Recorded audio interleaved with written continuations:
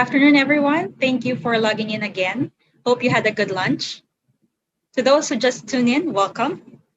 We have several interesting presentations lined up for this afternoon. Without further delay, allow me to welcome Professor Zidong Wang. Professor Wang is associated with Advanced Robotics Department of Chiba Institute of Technology, Japan, and also the Vice President of EPSB for IEE Robotics and Automation Society. Professor Wang has published numerous journal and conference articles. He and his colleague received several Best Paper awards, including the 2014 Robio Best Paper in Robotics Award, the JSME Award for Best Paper in 2005, and 2005 IROS Cyber Robotics Award for Best Paper in Experimental Robotics. 2019 Robio Best Paper in Robotics Award. He served several academic meetings and was General Chair of Robio 2011, Cyber 2014, a Program Chair of Robio 27, and Program Co-Chair of ICRA 2011. He will serve General Chair of ICRA 2024 at Yokohama, Japan. Currently, he is serving as the VP of ESPB and Associate VP of CAB of IEE Robotics and Automation Society. His main research interests are human-robot interaction, distributed robotics, nanomanipulation, and application of cooperative robotics. Welcome, Professor Wang. Please, sir. Thank you very much for your kind introduction. And let me share my PowerPoint first. So could you please set, you can able, oh, okay. Right now it works now.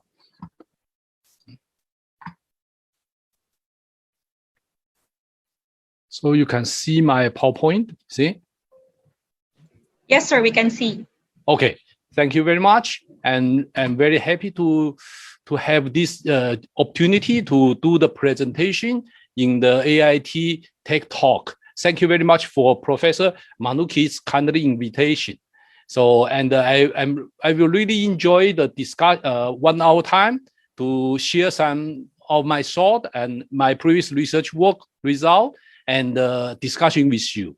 I'm Zidong Wang from the Chiba Institute of Technology, Japan. And the title of my presentation will be Cooperative Robot Control with Uncertainties, from the designing the human-robot cooperation and mapping the human motion and doing the some nano work.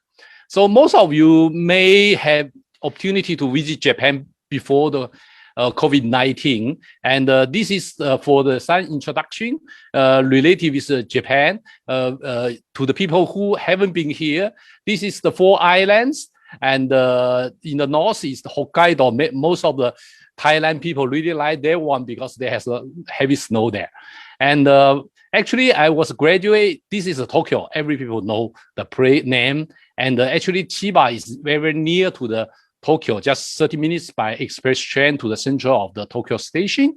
And here is the Fuji Mountain. And also another good city is the Kyoto. Everyone would like there. I also like myself also like that city very, very much. Actually, I was got my PhD degree from the Sendai Tohoku University, one of the imperial university in the Japan. There's also a very beautiful place with the very unique culture, and also another very good fresh food, and also the Matsushima, a beautiful island around there. Also another, right now I'm staying in the Chiba. Chiba is the place, maybe you don't know the name, but everyone may know the Narita Airport. Chiba is just in between the Narita Airport to Tokyo Station. This is a photo. Let me show a couple pictures from I shoot. This is from my lab to shoot in the winter time. The far place is the Fuji Mountain. In the right side, they have a Tokyo Sky Tree, and in the middle is the Tokyo metropolitan city. And very far about to the Fuji Mountain is 100 maybe 10 or 20 kilometers. So only in the winter time, we can have a very good view. And this is the Science Special Days. This is a new, sightseeing place, Tokyo Skytree. And one day I'm lucky to show the moon just beside it. It's beside that one, there's a metropolitan of the Tokyo city.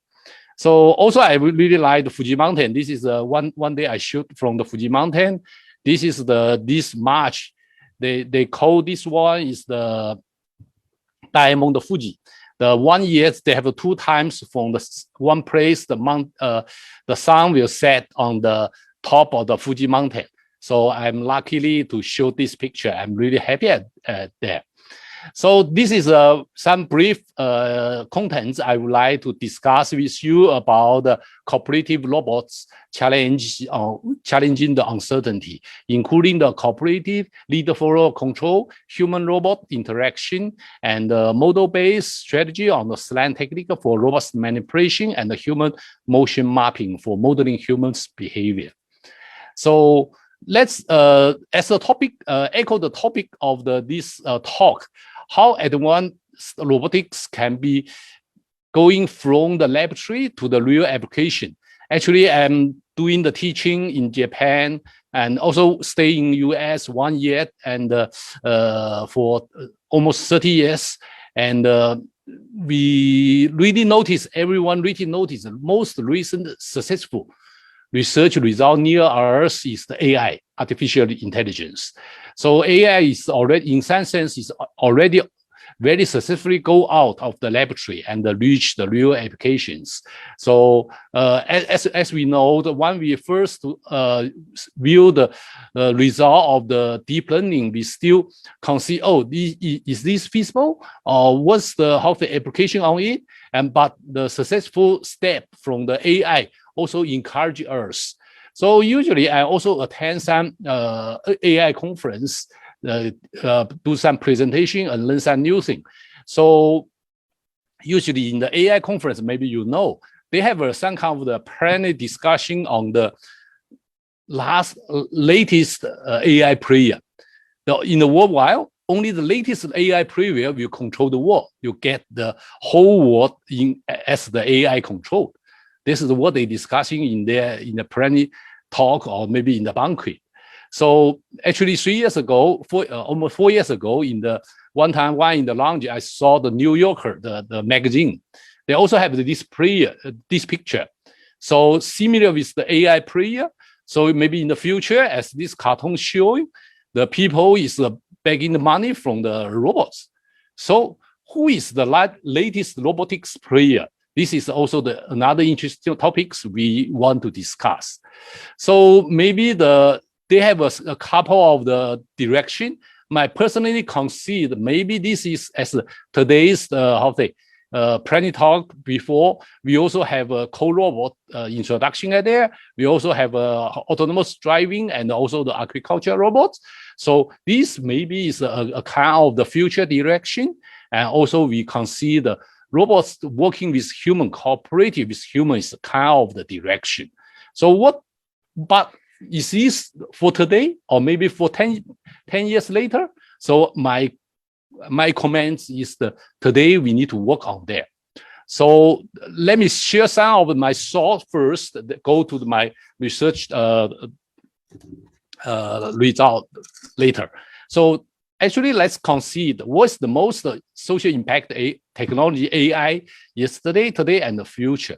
So most social impactive one in the very beginning one, Professor Manuki and I study in the university. Maybe we just consider AI is related with knowledge modeling and reasoning. It's very, very early stage. They have the tuning machine on their one. And at the moment, they have a very hot research about neural networks, GA, genetic algorithm, and complex systems. So recently, what's the big breakthrough coming from the big data and deep learning? So this is contribute on the human intention estimation suggestion, especially in the Google and Facebook, wherever, and for bringing them to the top companies in the worldwide. And also the speak recognition, image recognition, as mentioned in the Professor Manuki's talk, and also the huge space searching based decision. So this work is coming also go to the robotics area or no? This is what we really consider about. So let's consider what is the situation about robotics.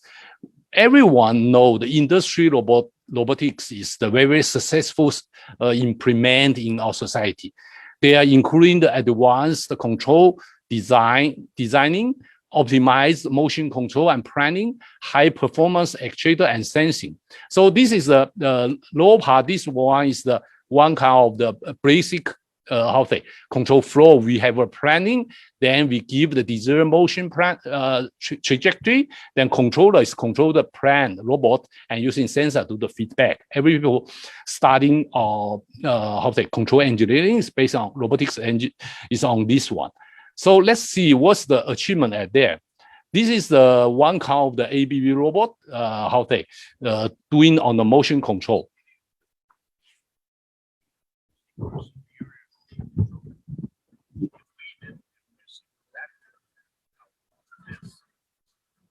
So you can see the 3 years ago, there's a very single one, but right now they have the multi-robot can working together. It's really amazing. So all the motion is coordinates in some sense, but actually they are just doing the very good motion planning and motion control in the sub-micron level control on that one. Yeah.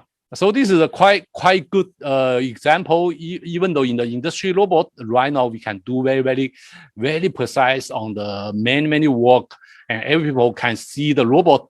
If you're showing on the same video, they always the industry or in the manufacturing assembly or the automobile.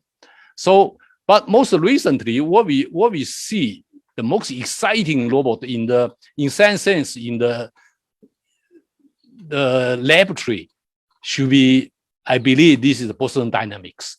And I wish you agree with me. I really like this one. I also talk with my lot of Japanese colleague and Japanese student. This is including lot of hard work in the PhD student and researcher in the laboratory and doing lot of challenging works and there. So the most I like is this one. I believe all of you also view this one, the super the Sport Mini doing the dance and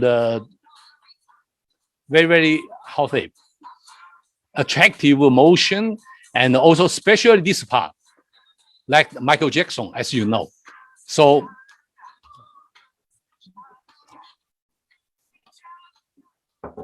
actually after I got this video, so I asked the next day, I have a graduate school, teaching. I asked my student, do you know how the robot can doing this kind of work?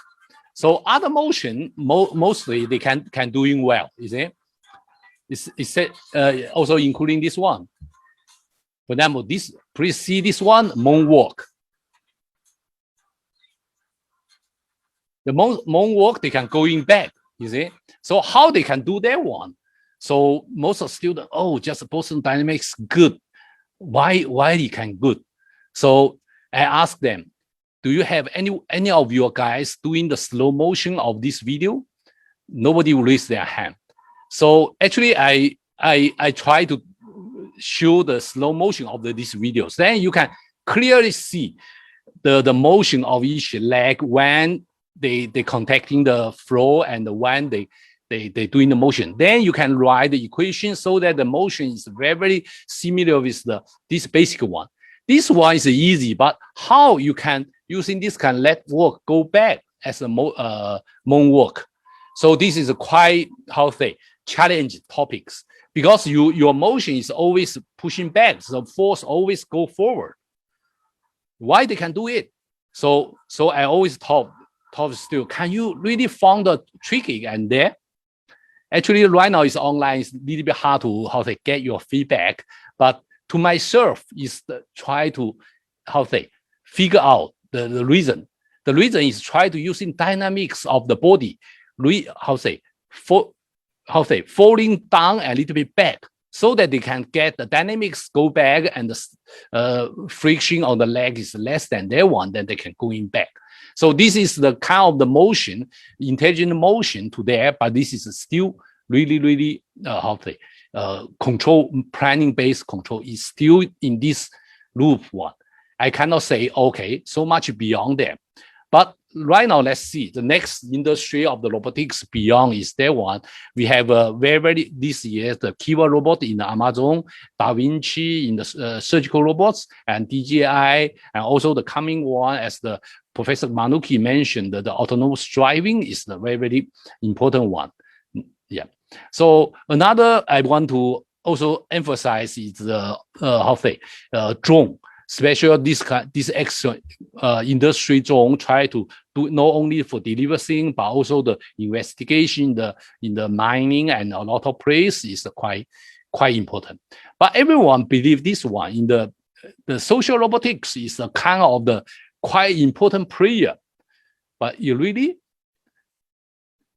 I cannot say this is really successful in this year. Special so for this robot, they has a 25 best innovation in the times, but right now still shift out from the market, even though. Why? So let's consider this one. This is another Kuga robot showing a little bit video, and I'm happy you can see it.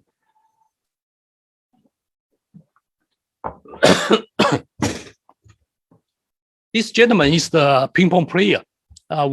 Top ping pong player in the several years ago, and unfortunately I didn't know which year. And Kuga do a demonstration about their robot to play the ping pong with the human champion. I asked the people doing the chess and the ego with the computer to the human champion. So you can see right now, the motion planning of the robot, as we mentioned before, can doing very precise, also benefit from the vision system development. Right now, they can doing the very fast and sensing, and also almost no need so much planning to fighting with the human being. So then they can, if they reach, can covering the range of the human ping pong table, then they can do in the world quite good.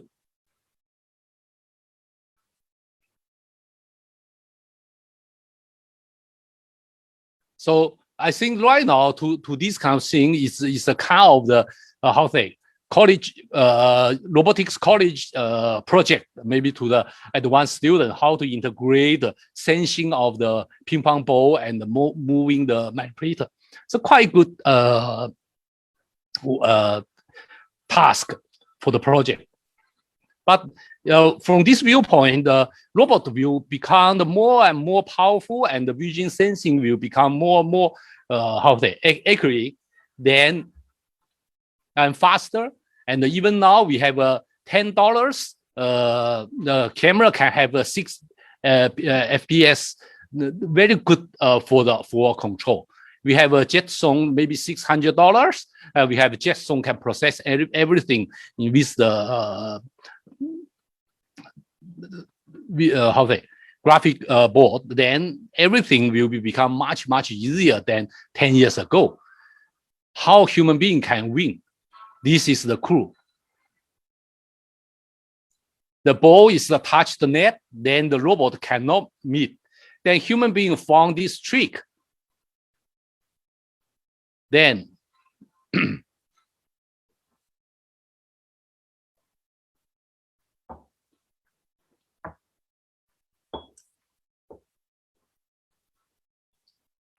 they try to touch the edge, even though no 100%, but this is a way to do with the human being robots. So this is the maybe a little bit longer than maybe longer. Then we can concede, oh, can robot build beyond the human being now? Maybe no, because they have a lot of the uncertainty in the real world, and how do we can build the robot's task performing. by system integration. This is what we really try to cope with various uncertainty in the real world. So this is a good opportunity to us to bring our robot from the laboratory to the real application, not only just the single championship demonstration. So the road to the advanced tool, from the advanced tool, which we use robot to an intelligent robot in our real life, is the system integration in my personal consideration. So right now we have some very good, result about this kind of robust one. Every people also see this kind of big dog, very, most ugly robot in the world, I believe, but it's quite impressive to us. A lot of people following this kind of thing.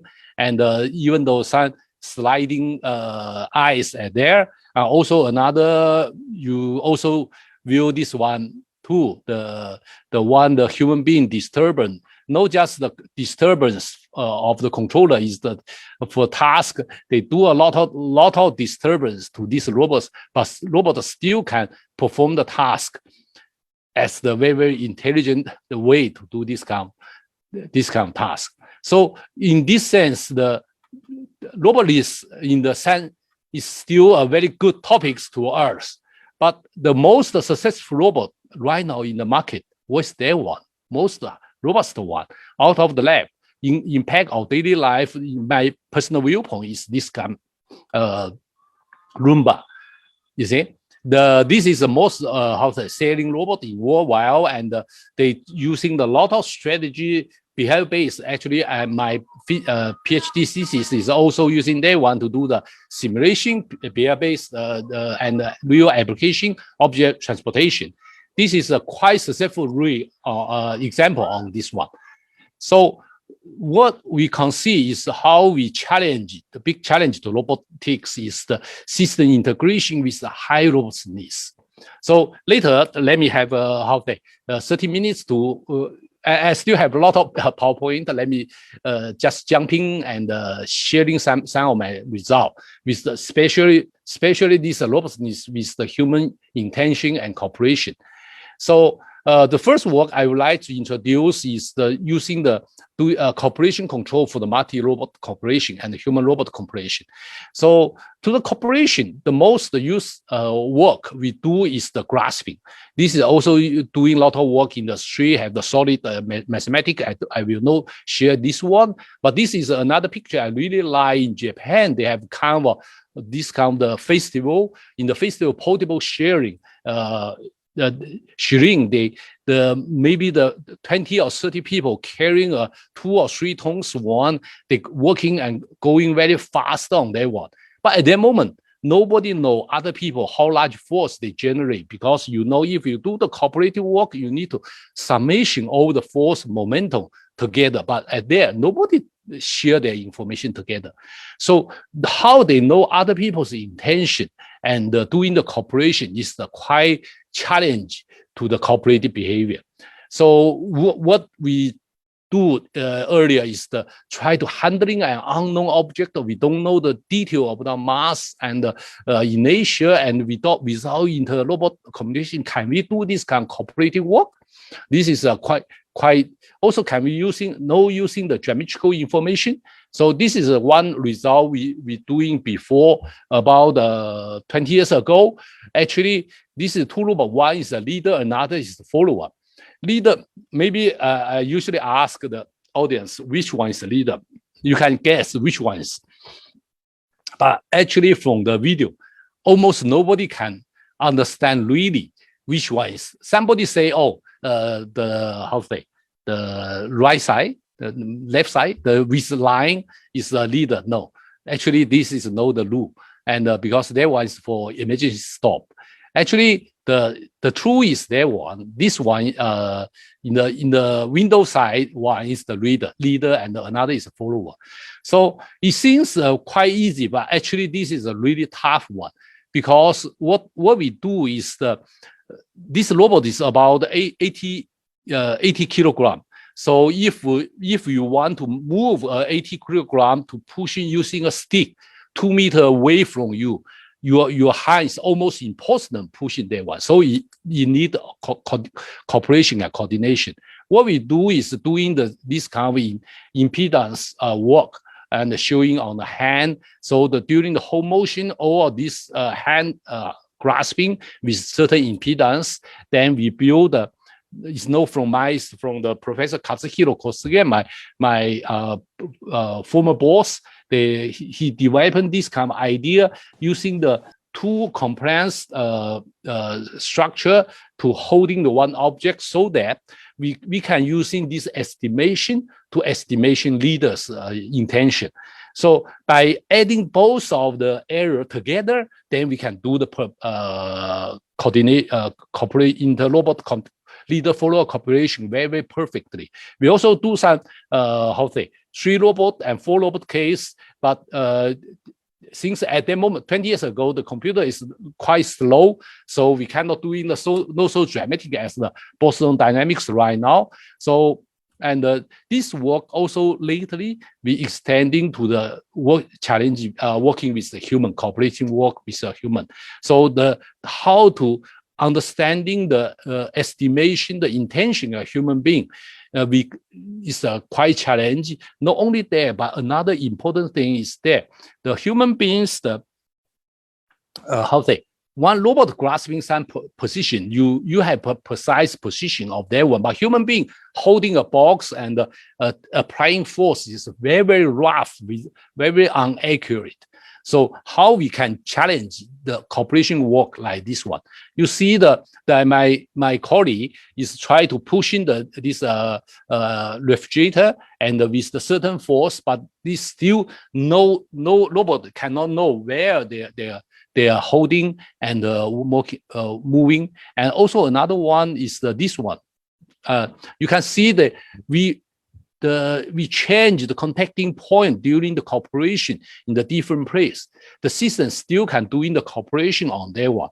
How we can do this one? We need to setting a kind of the estimation of the humans, intention force. This is no basing on the really application on the position of the contacting. Is the kind of virtual caster model.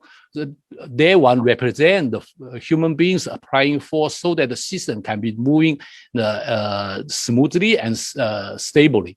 So you can see when we change the contacting force from one position to another position, there's no any model change necessary. We can do the work well, and we also can working with this is also the 15 years ago, the robot still, the humanoid robot is still very big and little in some sense, not so cute.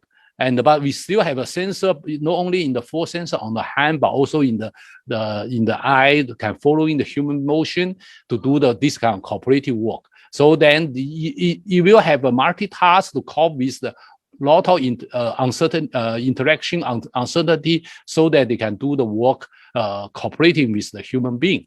So this is also echo the previous talk by professors, so that we can have this kind of co-robot works. But this is a little bit early works. So after that, we some professors ask us what's we towards. Actually, my boss is towards this one. Ballroom dance with the human being. And actually dance is quite interesting. They have some kind of step transition, step motion, and step estimation. Also another is the one, maybe most of you know, the ballroom dance is the male player is the leader and the female player is the follower. Then we can build this kind of knowledge-based system what kind of step, and we also can the motion control and sensing state estimation part is quite near to the human estimation, human intention estimation model. So in the beginning, our student cannot do the dance good. Right now, I'm not sure the Thailand AIT student there, so we send them to the dance school there. You can see the people.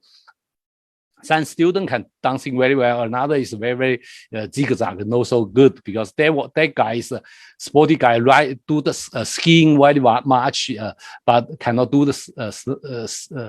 As you know, the step estimation is based on the human-made players one. This is just basically working with the certain format.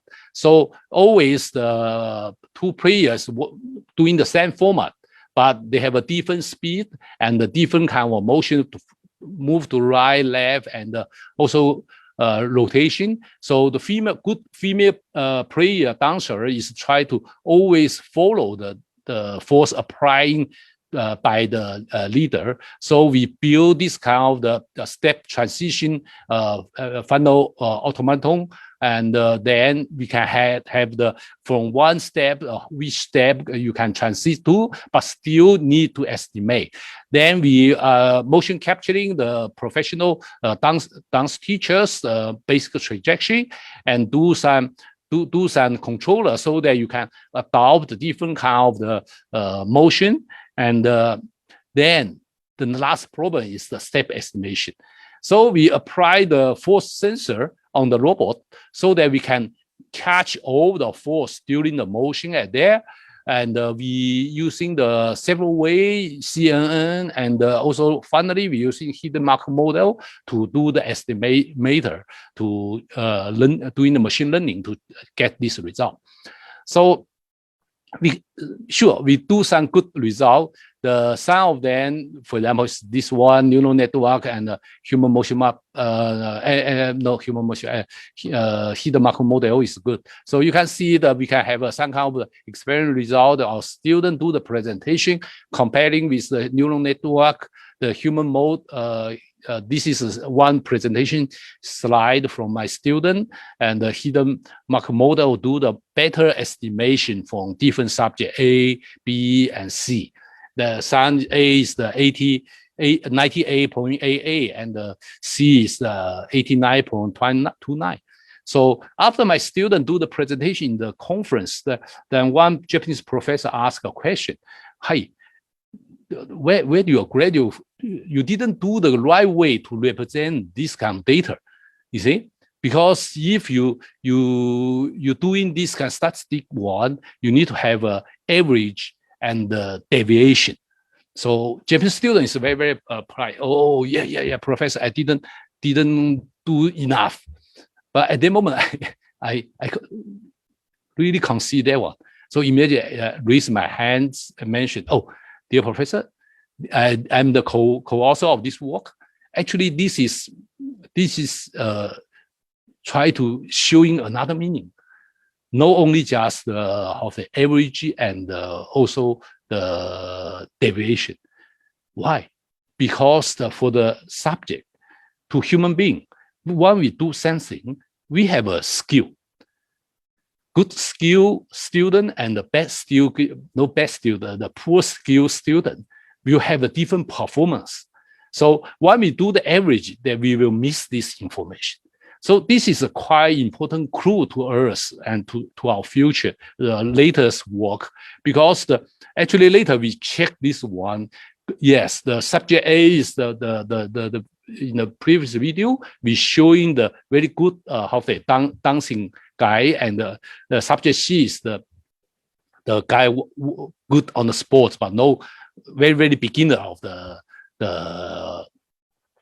very beginner of the dance. So they applying the force in a different way than robot can show in different performance on estimation their intention.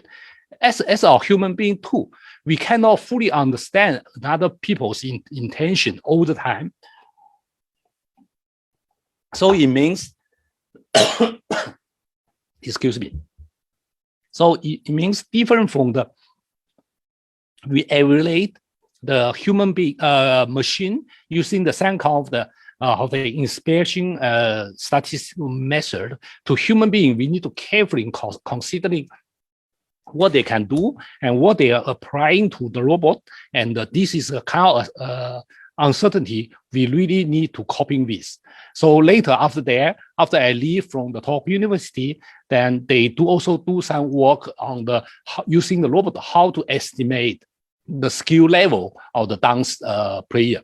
So later, after that, we get some kind of budget from the IT Expo. We build some kind of beautiful cover dance. The designer is quite famous one, but we, in some sense, we say, oh, this is a mix of the Mickey Mouse plus Marilyn Monroe, the Mickey Monroe, and but quite good performance. Here is the some video. Let me show a little bit, and it's a little bit longer, maybe. Sorry. So let me show in this one.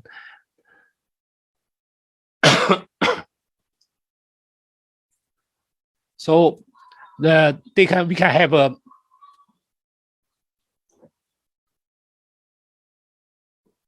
we applying force, then the robot can moving toward the human being and doing a lot of autonomous one. We didn't do in the leg robot with this is the omnidirection view, and that one they can do the motion in any direction, but because the leg robot still do not have a good performance on the working at that moment. So let me show you some kind of dance motion. So this is a dance motion that the finalist, my student, and doing during the export, and at that moment they doing the every day 10 times of this kind of demonstration, and the system is quite reliable and doing relatively good. And so later my friend told me after season 1, oh, your student just pushing the robot moving. It's like pushing a caster rather than others. I say, no, my friend, you know this robot, and little bit hesitate to estimate say his her weight, but this is the more than 80 kilogram one, like how say the small wrestling player. You cannot pushing a small wrestling player like that one, even though the work at the moment is not so perfect, but still you can see by using robot you can estimate human motion. After that, we considering that we need to have more about the knowledge about the human being's motion. So especially in our daily life, we have some more challenge of comparing with the factory manufacturing robot, which have pre-planning, and also at the moment we meet the some kind of the Slan, and another is this one Google Map.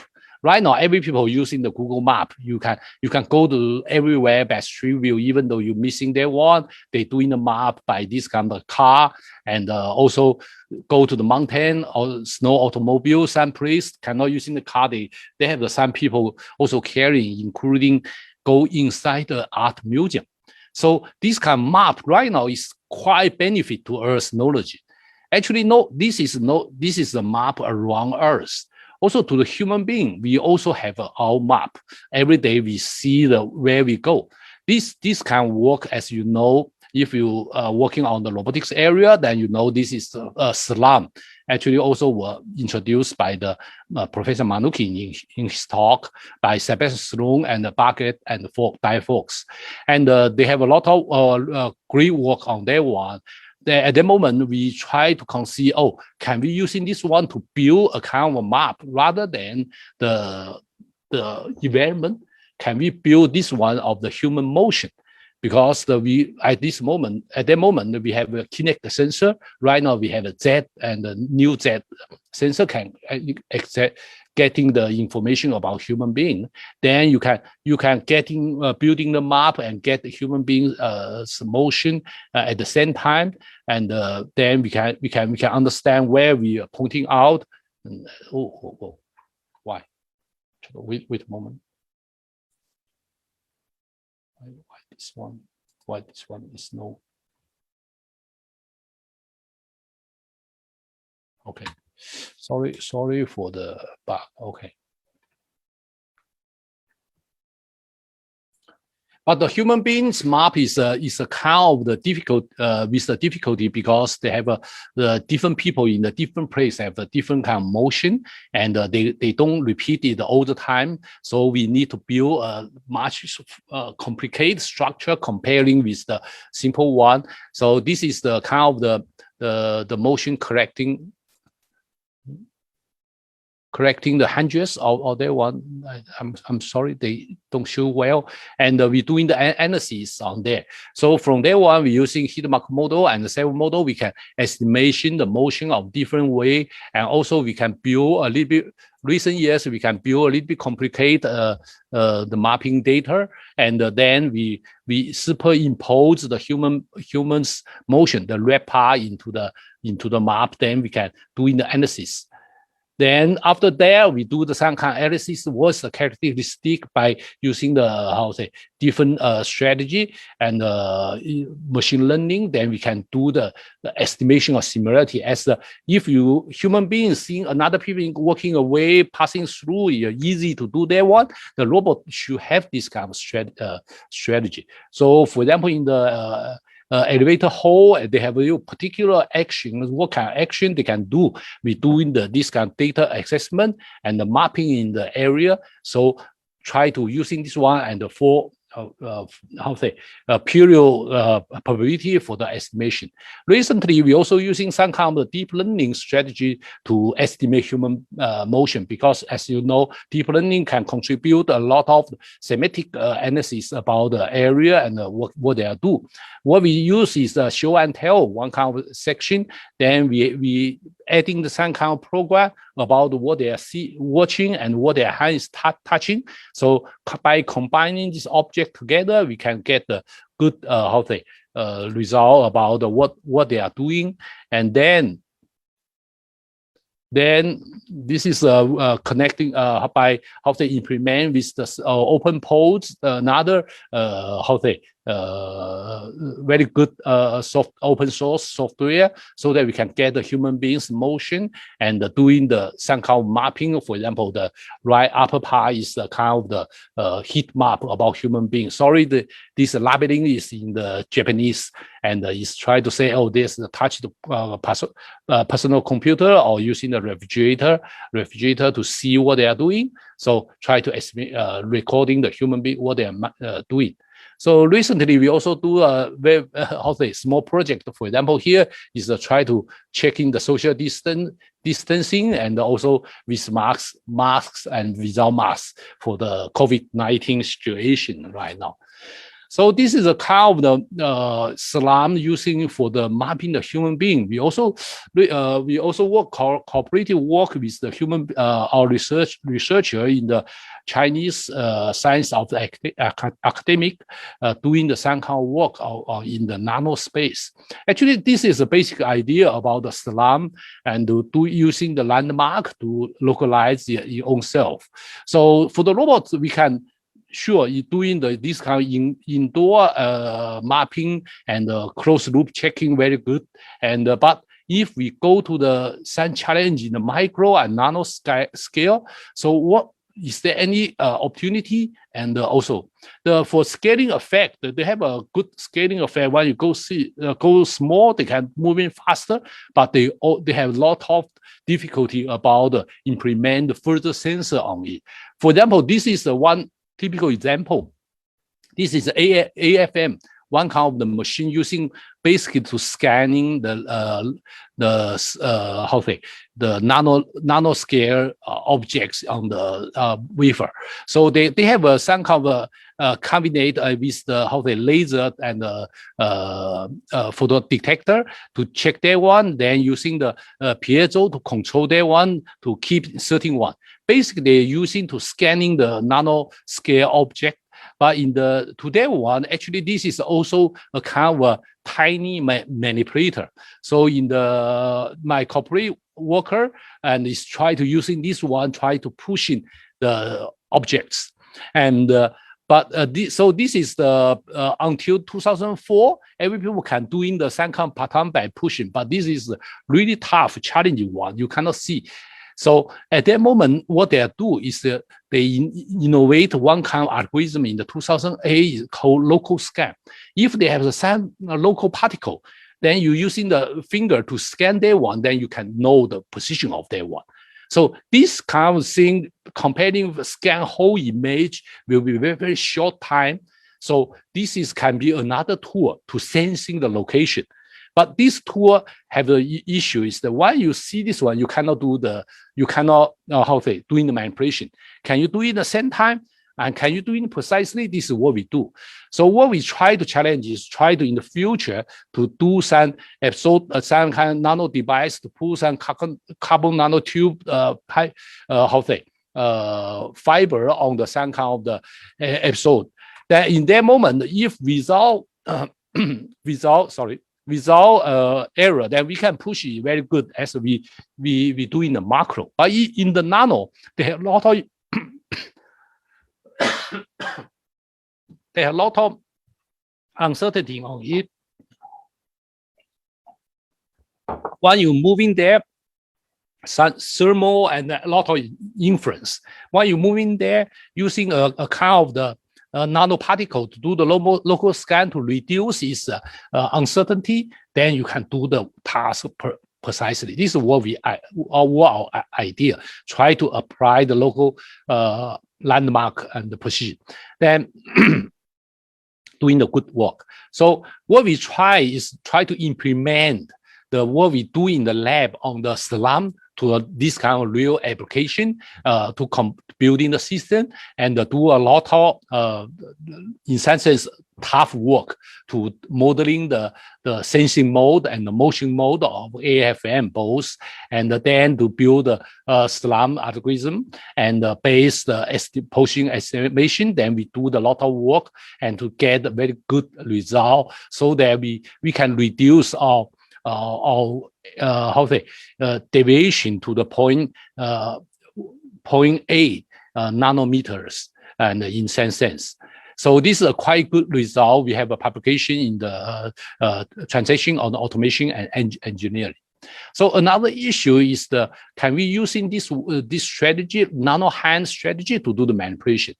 This is also the cover paper of the nanotechnology magazine in the 2013. We also considering, for example, as the manipulator with the single finger hand, when you pushing this one, of course, if you push in the center, it'll be fine. But if you not push in the center, then we move in the other direction. Then you need to adjust your position. But in the nanoscale, you cannot understand the precise position of that one during your motion. So what is the strategy? Strategy is as we do if you have two finger or more finger, you can do the double T pushing or the multi-finger pushing so that we can have a stable manipulation of that one. So this kind double push and stable push is a little bit tough on the real world because you need to move your finger is not continuously. But if you're scaling down to the nanoscale, they can move much faster. So we propose this kind of virtual nano hand model.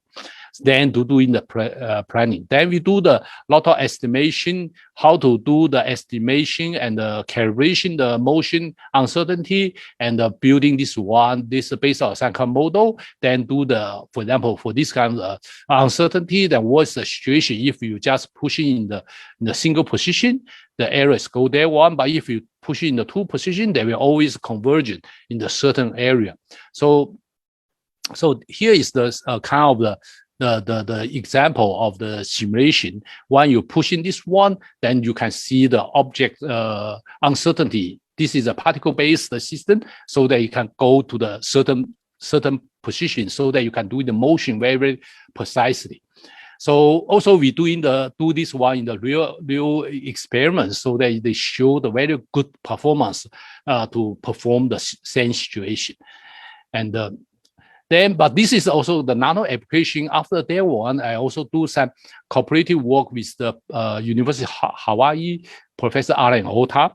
And his work, in our lab, we're doing some kind of the manipulation using this kind of the caging base, no grasping, but caged object so that they cannot escape from that one. So then we can do in the same kind of planning so that how to do this kind of thing in the macro world.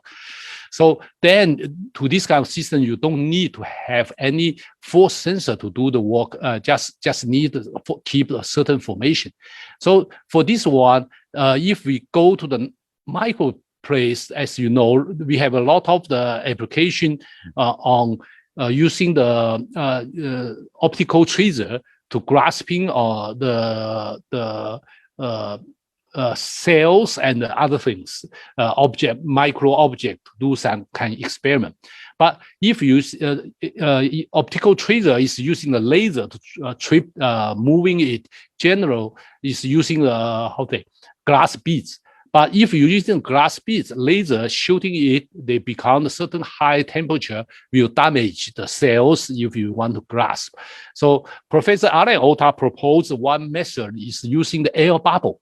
The air bubble generating that one, then using laser, you can also move in this one. We can reach in the 50 air bubble in the same time. But the challenge is that one. Because this is the air bubble, the size is changed. The size is changed during the energy inject inside it. So doing the grasping, the size change will really affect the successful of the. So at that moment, we propose a method using the caging strategy, no grasping, but surrounding that one can cope with this one. Then we can have a discover motion to holding this wafer to carry the cells. Then we can moving this one from one place to other place very stably, even though have this one. So this made the system become very much reliable. Of course, at that moment, they have a lot of research investigation how to do this one more reliably. So with this one, so with 3, you can see without flow, we can doing this one very successfully. But we still have a lot of work on estimation. This one better than the nano case because we can have the input from the vision of the microscope. But still a lot of challenge because the responsibility of the controller is much different from that one. So here I roughly go through the several challenges and the research work, try to estimation the leader follower, try to estimation leaders estimation intention and the human's intention. Also try to apply the SLAM technology to modeling humans behavior and manipulation behavior. So, sorry, the AI deep learning actually is also, you can consider one is also a structure so that you can do somehow the result, but with the multi solution, no the single one. So what we miss, if we have uncertainty, we cannot get everything result is perfect. We need to have somehow the result with the multi solution, maybe no optimized, but it's a sub-optimized one. So the open problem is the system integration beyond the advanced tool for systems provide a non-optimized. Human being didn't do the optimized work all the time. No optimized multi-solution to cope with this uncertainty in the real world. This is what we really now challenge and to bring the robot to the real application beyond the industry robot. This is what I concede. So here is my cooperator and my current and former student. I would like all the works is contributed from there. I would like to thank all of them. Also, thank you very much for your attention. Carbon Cup.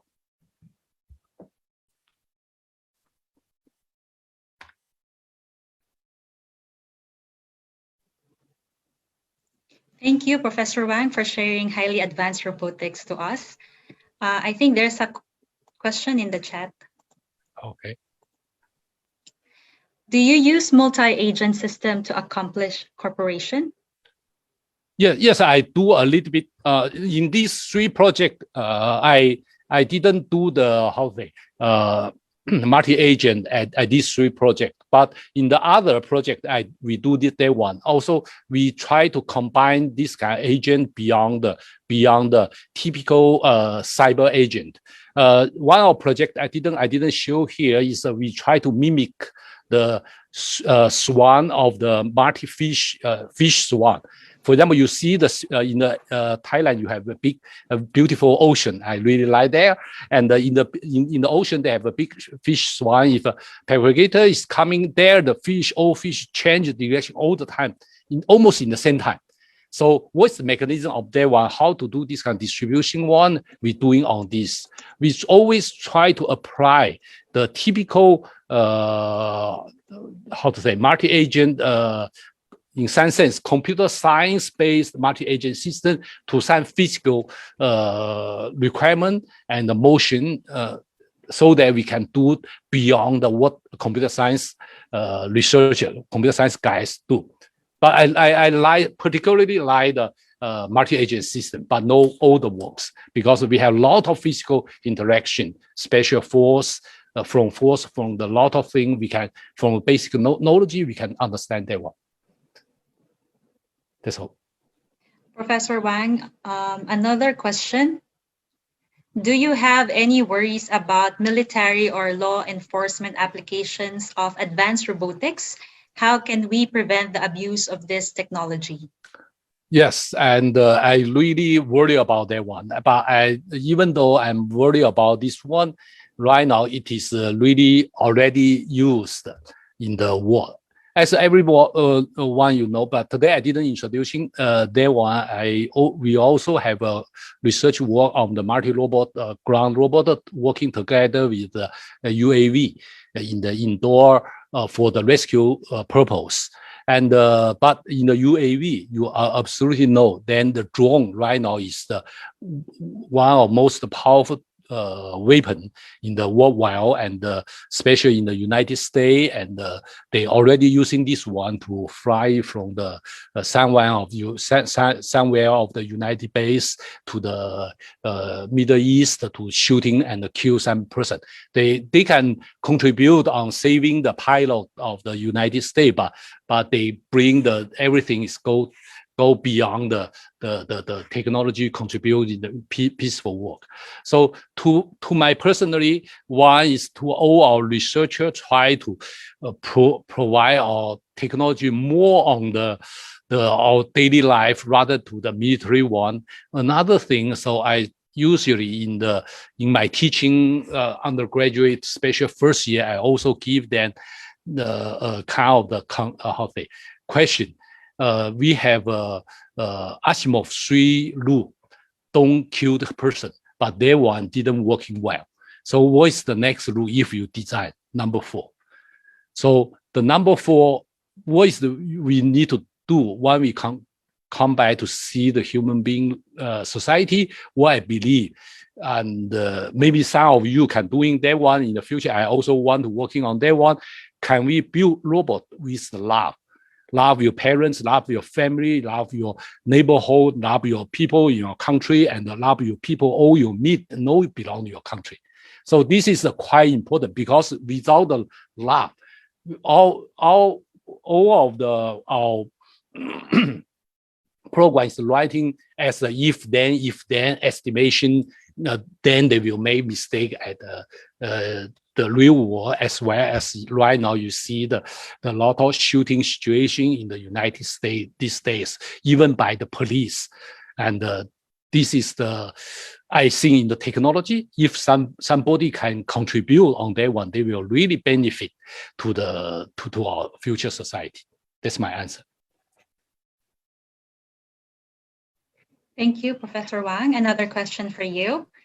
How can development of advanced robotics transfer to developing countries? Do you specifically follow any methods or process to transfer the knowledge of advanced robotics?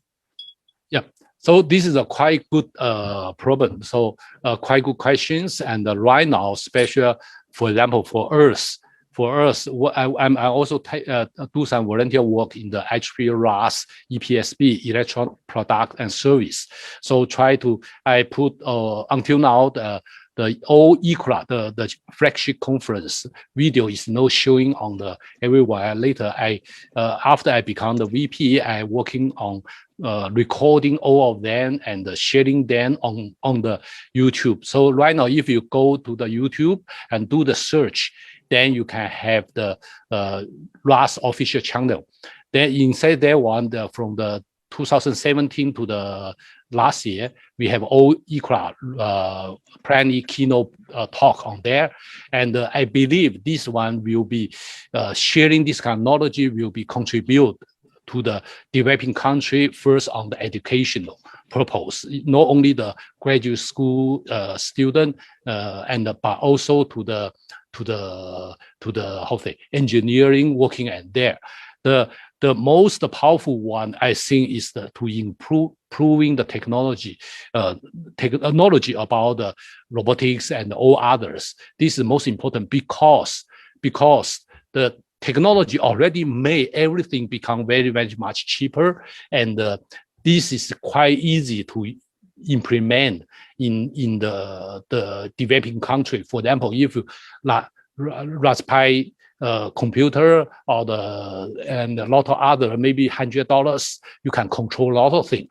The technology already there one, but how to handle this one, you need to get the information. Another is how to put this direction toward there. We're also working on the science education purpose. We really want to reach this one. Another is also they have a science activity in the HP RAS. They doing the education similar with the $100 the robot, how to build this kind of thing. This is kind of the information. The second one is the right now in Japan, I think in Thailand too, they have a lot of company also considering to developing some kind of the how to say devices can be applying to the developing countries, especially Africa, including my home country, China, and I think a lot of countries, because this one should be possible to make this kind of company be benefit profile, and as well as the contribute the local place. This is exactly possible to do by the company to challenge. The very good example, I believe is the cell phone, the smartphone. Right now, the low-cost smartphone is a very, very good technology in the developing countries, so that they can get obtain enough information and also get the communication between each other, made them jumping up 30 years what we Japan do in the past. Then this kind of the cell phone, for example, using the cell phone to connecting to the other devices, mechanical devices or robotics, you can control it to do a lot of work. So this is a very good chance, and also a suggestion for them for Thailand and for other countries, students try to challenge this direction, because this technology absolutely will go forward and forward. Then you can make the robot be how they upgrade all the time, so that you can do the very good result. Actually, 5 years ago, we have this kind of the project in our lab to undergraduate students. They do very good using the smartphone to guiding a robot contest robot on it. Let's see. Okay, we're running out of time, but your presentation is very interesting, Professor Wang. But can you answer just one more question quickly? Okay. What do you think about Sophia, the social robot? Sophia social robot. Okay, so not only the Sophia social robot, but also in Japan, we also have some kind of Professor Ishiguro. They have some kind of avatar, and a lot of this is a kind of the how they robot try to implement some kind of AI, or also the human like the how they impression. This is quite important to human robot interaction direction. Of course, to their one, they have a different direction to go toward. In Japan, they have some kind of the how they direction to build a cheaper to interacting with the elderly people living the how they elderly people caring house, or maybe to the still even kids. But I think the Sophia robot is trying to developing some kind of AI like one. So to this research, I think it's good, and also in the lot of other places they do this one. But the important thing is can this kind of robot beyond just the demonstration can be really caught with the uncertainty. For example, people ask question, can this really benefit and the people interact with their one? This is what our researcher really want to do, really need to do.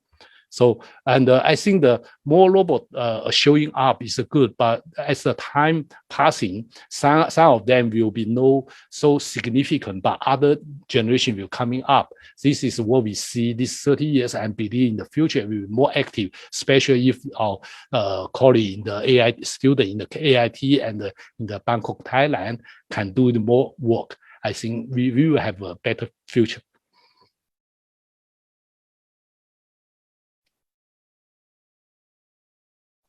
Again, thank you, Professor Wang. Thank you very much. Yeah, wish the COVID can be finished very, very soon. I can visit Bangkok again. I really like to visit Bangkok. Yes, really. Please. We would love to invite you again for our hopefully hybrid talk next time. Okay. Thank you very much. Thank you very much. Now it's time. Okay, sir. Now it's time to interact and learn more about what our researchers from AIT are working on. First presentation is on balancing control for quadruped robot by Mr. Tanzil Ahmad. He's a master's degree in mechatronics engineering at AIT. Welcome, Mr. Tanzil.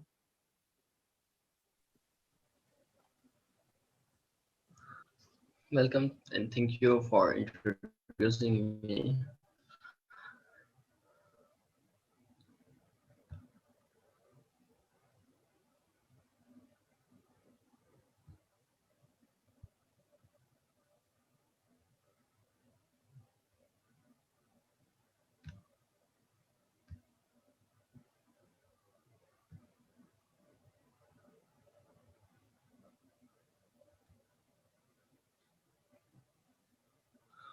Hello, good afternoon, everyone.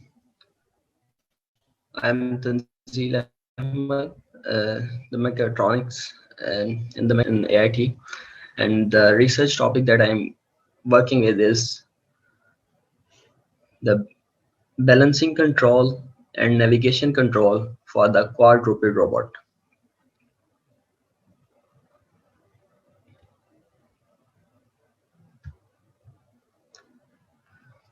The contents that we'll cover in this presentation are introduction, objectives, scope and limitation of the research, methodology that I have adopted for this control, the balancing control of quadruped robot, and the navigation control. Lastly, we'll conclude with the results.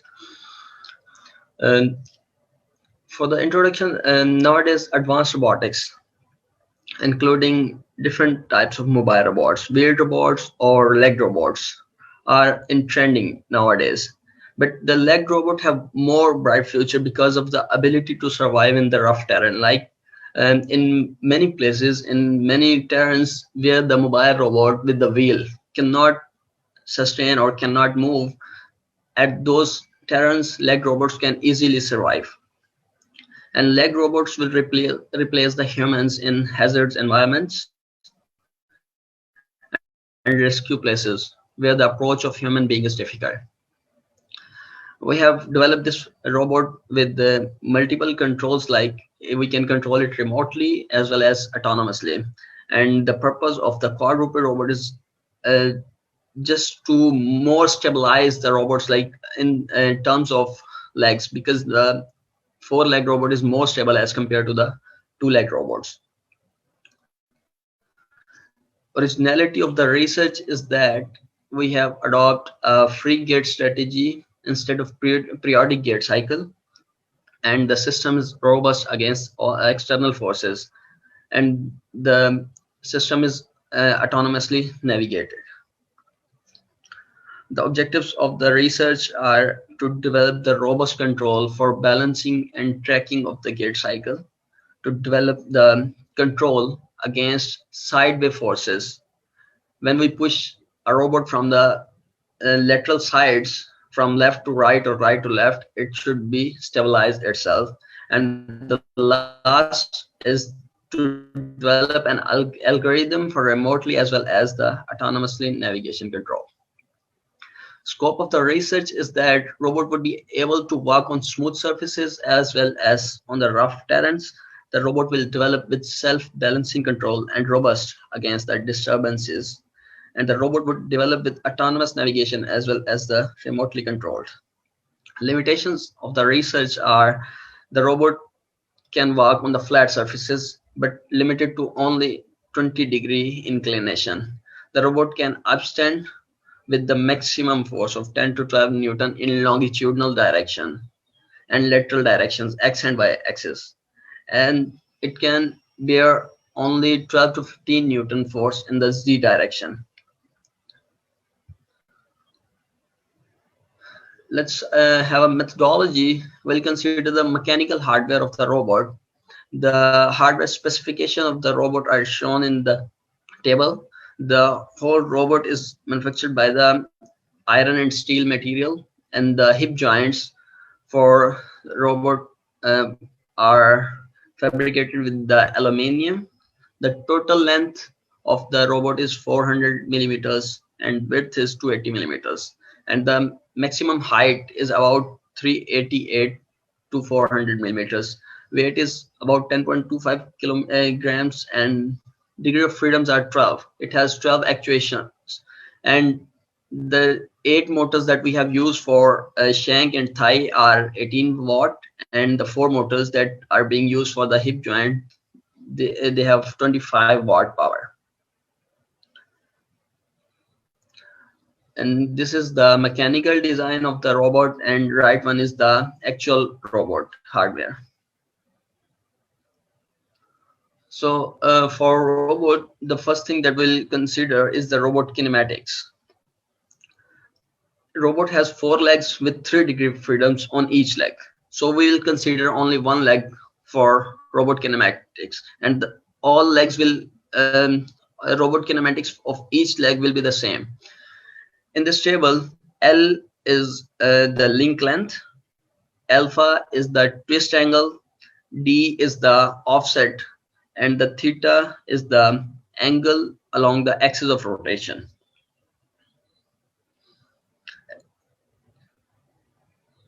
And after robot kinematics, DH parameters, we have developed the homogeneous transformation matrices from a hip joint to the end effector. The end effector of this robot or this leg is the foot. So the total equation that we, the resultant equation that we get as this equation. In this equation, this is the position vector. Cos theta 1 up to this one is the x, this one is the y value, and this is the z value. This is the position vector of the end effector. And for our consideration, we need the we have considered the inverse kinematics of the robot. So for inverse kinematics, we have converted these equations into the joint angles, and we determined the joint angles theta 1, theta 2, and theta 3 for our each leg. This is the relation for 3 joint angles of each leg. The electrical design or the whole architecture of the robot is something like that. We have a central Arduino 80 mega controller for gate cycle tracking and balancing, and this Arduino mega is communicating with the 4 different Arduinos using I2C protocol, and those 4 Arduinos are controlling the 4 legs of the robot, position control of the robot. And another Arduino is being used for the high level controller, that is IMU, inertial moment unit, which is equipped with the sensor, gyro, and accelerometer. And the whole robot is being controlled by the Android app that is being developed in the Android Studio.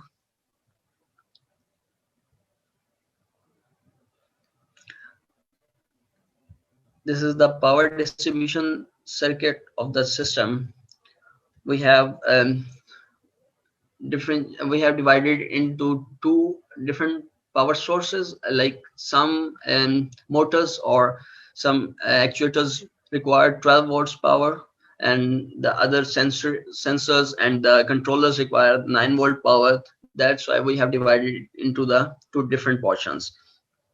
In 9 volts, we have controller Arduino Mega, Arduino Nano, sensors, and Bluetooth modules.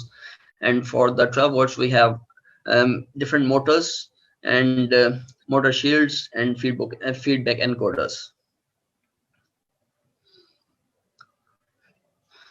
Kalman filter.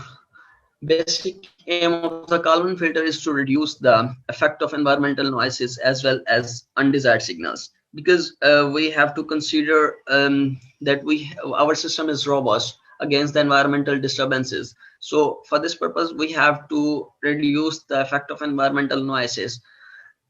We have used the Kalman filter. Kalman filter has two stages. We call it mostly two-step estimation problem. The two stages of the Kalman filter are prediction and correction. In prediction stage, filter predicts the error, covariance, and state estimates of the system. And in the correction and or update step, the filter gets the value or the response from the sensor, and it updates the feedback of the sensor. And this is the Kalman filter loop structure that we have used for our controller.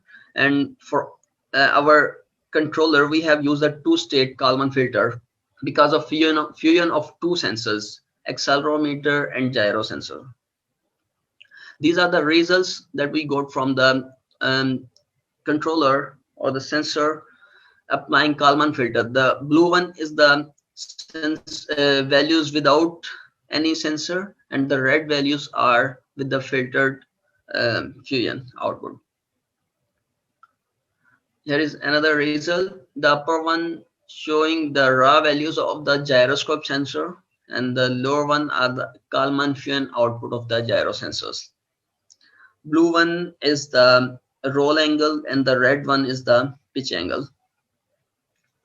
This is the control architecture of the whole robot. We have divided the robot into two controllers, the low-level controller and the high-level controller. Low-level controller has the inverse kinematics, and that inverse kinematics is being controlled by the mixed structure H2H infinity controller, and that is controlling the joint position of all the legs of quadruped robot. And the high-level controller that is equipped with the ZMP based balancing control and the retrieval against the disturbances, sideways disturbances. For the balancing control, first we have consider our robot as the two biped robots carrying a mass between them. So during trotting, quadruped robot endorsed by two legs in diagonal position, because two diagonal legs remains in stance phase and two remain in the swing phase simultaneously. Center of mass shifts horizontally in the longitudinal direction while trotting. Shifting of center of mass make it unstable. To make it stable, we have used the balancing control, and the quadruped robot is modeled as the biped robot during walking or trotting. ZMP zero movement point is a theory used for the dynamic stability of the leg robots. It is the point on the ground where movement is zero by the dynamic reaction forces in the horizontal direction. So body remains balanced while keeping the center of mass or ZMP in the supporting line or the polygon made by the diagonal legs of the quadruped robot. But in our case, as you can see in the picture, we have we have some area for the foot that is about 30 millimeter. For our case, it's not a single line, it makes a strip, like as shown in this figure. This is the strip, sporting strip. We have to consider this strip to keep the ZMP in the strip for maintaining the balance of the robot. Gait pattern that we have used for our robot is the trotting gait pattern, and the duty factor is about 50%. And this pattern, the reason to choose this pattern is because it is most effective in terms of stability and speed. The other gait patterns like static walk and other are slow, and as well as they are not such stable as compared to this trotting pattern. The right figure shows that we have used the maximum velocity of 200 to the minus 200, and these are the signals that we are giving to the legs for generating a gait pattern. For our gait motion, we have considered a two-link manipulator, because each leg has three actuations, but for the mobility or for the gait generation, we required only two actuation, that is thigh and the shank of the robot leg. And each leg is uh, each leg is considered as the two-link manipulator, and we have considered the half sinusoidal gait pattern for gait generation. This is the overview of the walking of the robot. The first is the normal position of the robot, and this in second, the gray one is the swing phase. The two legs in diagonal position are in the swing phase, and the other two legs are in the stance phase. And in the next step, the other two one are in the stance phase, the remaining are in the swing phase. So in this way, the robot moves forward. Similarly, we can generate a pattern for right turn or left turn. This is forward walking of the robot.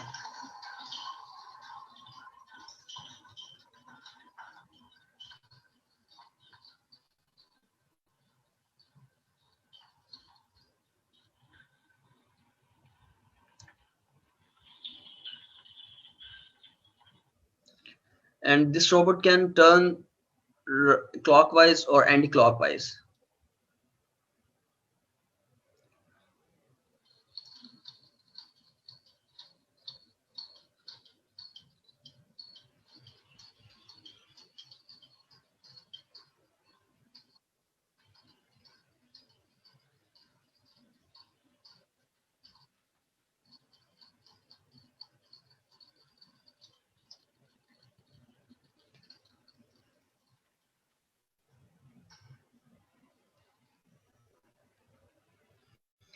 The second objective that we have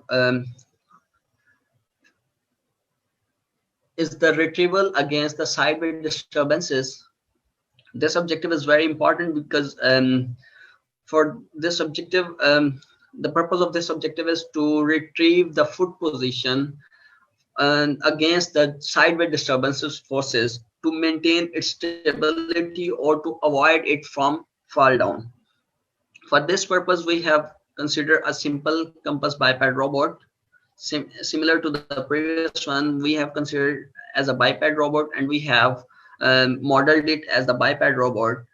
And inverted pendulum with point mass is considered, and for this implementation, the quadruped can either on any side towards right or left if sufficient external force applied on it. Therefore, robot needs a proper footstep position using a freestyle sideways gait pattern to bring the body in the balanced position. And this modeled or this inverted pendulum is just the equivalency of the robot. Like you can see in the figure, the first one is the normal position. When we push the robot from either from the left side or the right side, the robot leg moves in this direction. The theta A is the angle that it made when we push the robot in one direction, and we have to determine the angle theta B to avoid it from fall down. This is basically the control retrieval against the sideways.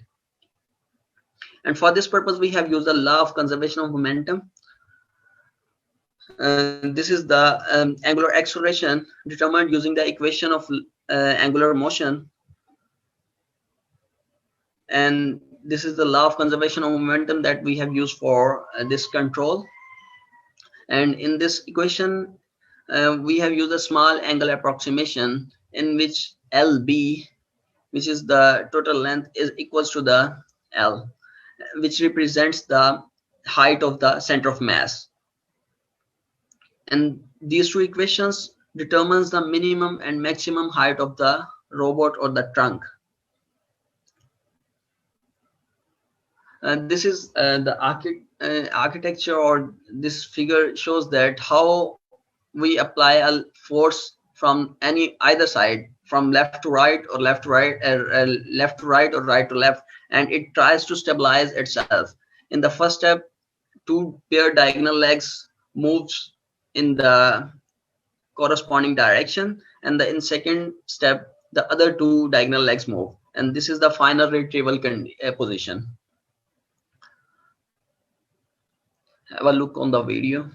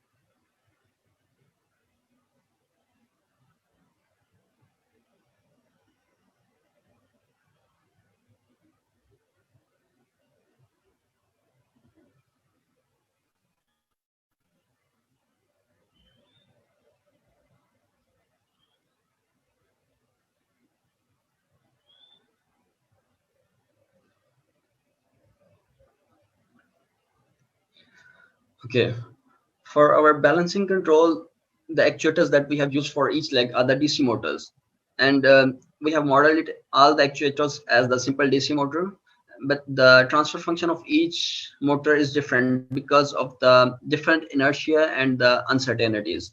The first one is the transfer function of shank joint or shank section. The second one is the transfer function for the thigh section, and the last one is the transfer function of the motor that is at the hip joint. So for our balancing control, we have to consider the weights, because sensitivity weight and the complementary sensitivity weights that are being used for our control in for the optimization. H to H infinity mixed structure robust controller is the control that we have used for our balancing and tracking of the robot, as well as for the retrieval against the sideway disturbances. Basic aim of this of this controller is to minimize the cost function J2. This is the sensitivity weight for all three actuators of each leg, and this is the graph showing the inverse of the sensitivity weight. The y-axis is the magnitude and the x-axis is the frequency in radian per seconds. Complementary sensitivity weights for each motor are different, and the leg of each leg, and the right side is showing the graph between the system uncertainty and the complementary sensitivity weights. This is the first one is the weight for shank section, the second one is for the thigh section, and the third one is for the hip joint. For our balancing control, we have used the H to H infinity in structure of PID controller. So for the structure, PID structure, we need 4 parameters, 4 variable values, Kp, Ki, Kd, and M. For this purpose, we have used the particle swarm optimization which is an evolutionary technique, adopts social behavior like school of fish or group of birds to optimize the variety of functions. Controlling parameters that we have used for the PSO are swarm size, generation size, and velocity ranges.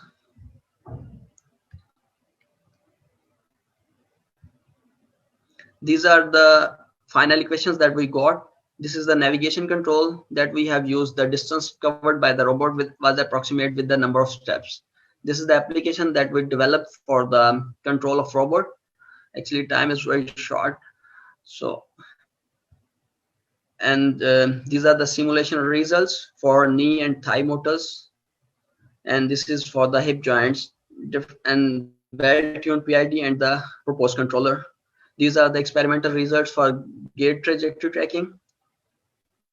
And these are the experimental results for retrieval of foot position. And the conclusion is that the simulation shows that settling time is very small and no steady state error under uncertainties. And the proposed controller was able to determine the foot position very well. And the experimental results shows that trunk takes less than 2 seconds to retrieve its foot position, and navigation control is very well performing well, and the error is less than 3%. Thank you. Thank you, Mr. Tanzil. Do we have any question for Mr. Tanzil? If not, let's move on to our next presenter. Let's hear it from Mr. Prasitichai Naronglardit from Mechatronics Engineering, sharing about satellite attitude and orbit control.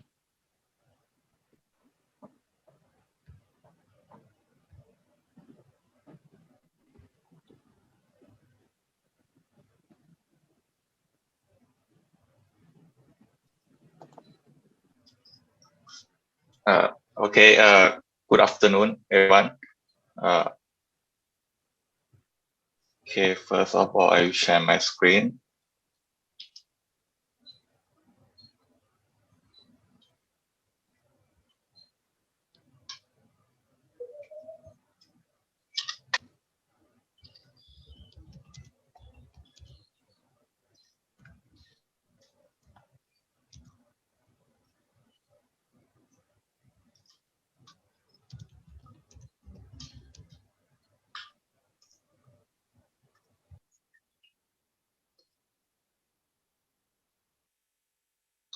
Good afternoon again. My name is Prasitichai Naronglardit. Today I'm going to present you my research is the attitude and orbit control system of a satellite. The topic that I will cover today is consists of the introduction, the current technology, problem statement, and my research. So nowadays, you saw in the news, we have a lot of the space technology grow up dramatically, and we also have a lot of number of launching satellite during past decade. This is the total number of the satellite that in operate is about 3,372. And of them is orbit around the Earth in the low orbit, which have the altitude less than 2,000 kilometers from Earth. And medium Earth orbit is about 2,000 to 35,000 kilometers from the Earth. And the geostationary orbit is about 35,768 kilometers from the Earth. The number of the LEO or the low Earth orbit is about 2,612. The medium Earth orbit is 139. The elliptical orbit is 59. The geostationary orbit is 562. It is the huge number of the object orbit around the Earth. And this graph is show the prediction of the number of the satellite in the about next 15 years. As you can see, the graph is the number of satellite increase a lot. Start from this year, And the most of the satellite is used for the communication, as you might know about the Starlink or the internet over the satellite, right? And we also use the satellite in the purpose of the Earth observation and for the navigation, for some technology development, or the satellite, some satellite is used for the multi-purpose. And the next thing I want to share about you is now we have the weapon that try to destroy the satellite in the outer space. This is a success case that show that China, United States, Russia, and India, they successful to develop the anti-satellite weapon that can destroy the satellite in our orbit. And for those reasons, the left-hand side picture you will see, this is actually it's not the real image, but it's the image that try to visualize you that how many objects that orbit around the Earth. Actually, now we have about more than 5,000 satellites, but the actual satellite that's still functional is about 3,000. And so from the many reasons and also the anti-sat weapon, we have a lot of space debris in our space. The table is trying to categorize the size of space debris is that we have the size of bigger than 110 centimeter, about 34,000.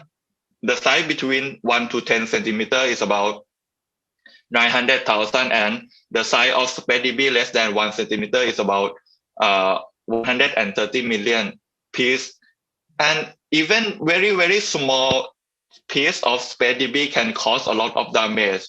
As you might see the news in we have the just small piece of the space debris hit to the International Space Station or some satellite that made the satellite malfunction. So, okay, now I would like to share you about the current technology about the satellite sensor for the orbit and altitude. For the altitude sensor that we use nowadays is about, it can be the star tracker, the sun sensor, the gyro, the magnetometer, or the GPS. And for the actuator, we use the reaction wheel, the magnetic torque, and the control moment gyro. For the orbit sensor, we might use the gravitational field that detect the gravity of the Earth, Sun, or the Moon, or the GPS, or the laser ranging that provide from the International Laser Ranging Service that try to emit the laser to the satellite that orbit around the Earth and correct the data and share the altitude of the each satellite in the shared database. And for the orbit actuator, in the classical way, we use the chemical thruster, which might be the liquid hydrogen, or the gasoline. Or we can use the cold gas thruster that use the concept of the compressed air and emit the compressed gas or the air into through the nozzle to create the reaction force. Or it might be the resistor jet thruster that use the thermodynamic concept. And the next generation of the orbit actuator is we call the electric propulsion system. It might be the power plasma thruster, the ion thruster, and the Hall thruster. And in the process of the testing and validation process, when we try to develop the satellite, most of the researchers start with the numerical simulation. We try to simulate the behavior of the satellite in the simulation or the software computer. Or they might use the hardware in the loop concept that try to check the communication from the onboard computer that can communicate to the ground system. And for the altitude control, they might use the spherical air bearing that can, as shown you in the picture on the right-hand side, the spherical air bearing use the concept of the spherical ball sit on the tube, and we supply the air. Then between the ball and the pole here, it will create the low friction environment that we can simulate the low friction system to control the attitude of the satellite. However, in the orbit control, we don't have any ground system to simulate in the physical system of the orbit yet. Now we only use the numerical simulation. Then we jump to the in-orbit validation, which some of the satellites fail in the orbit validation state. That costs a lot of money because we lost that satellite for good. Okay. So the problem is as you see in the introduction, that we have a lot of problem of the number of the satellite and also of the space debris according from the many reasons, including the anti-sat weapon. So if we want to develop or launch the satellite nowadays, we really need the system that to control the attitude and orbit control. The attitude control is the first one that we want to, because it have to control the attitude to complete the mission of the satellite. For example, we observe the Earth, we want the satellite always face the camera to the Earth, or we want the solar system, the solar cell to receive the good light from the sun, right? So we have to control the attitude of the satellite. And in the orbit control, in the previous day, we don't need it much, but nowadays we have to avoid the spread debris or avoid the crashing of the satellite itself. So now we have to put the orbit control system on the satellite to change the orbit if we have some prediction that we going to face with the space debris or the outer satellite. And in the testing, now we don't have the test platform for the orbit control yet. So in my research, I try to control both of the attitude and orbit of the satellite, and also try to create the test platform which can simulate the behavior of the satellite on the Earth, which can use for the both of attitude and the orbit control. And this is my research is starting with the design of the test platform. So when the satellite is orbit around the Earth, we know that when some object orbiting, we have the centripetal force, right? And the Earth also have its gravity that try to pull the satellite down to the Earth. So this is the concept that I try to implement on the Earth.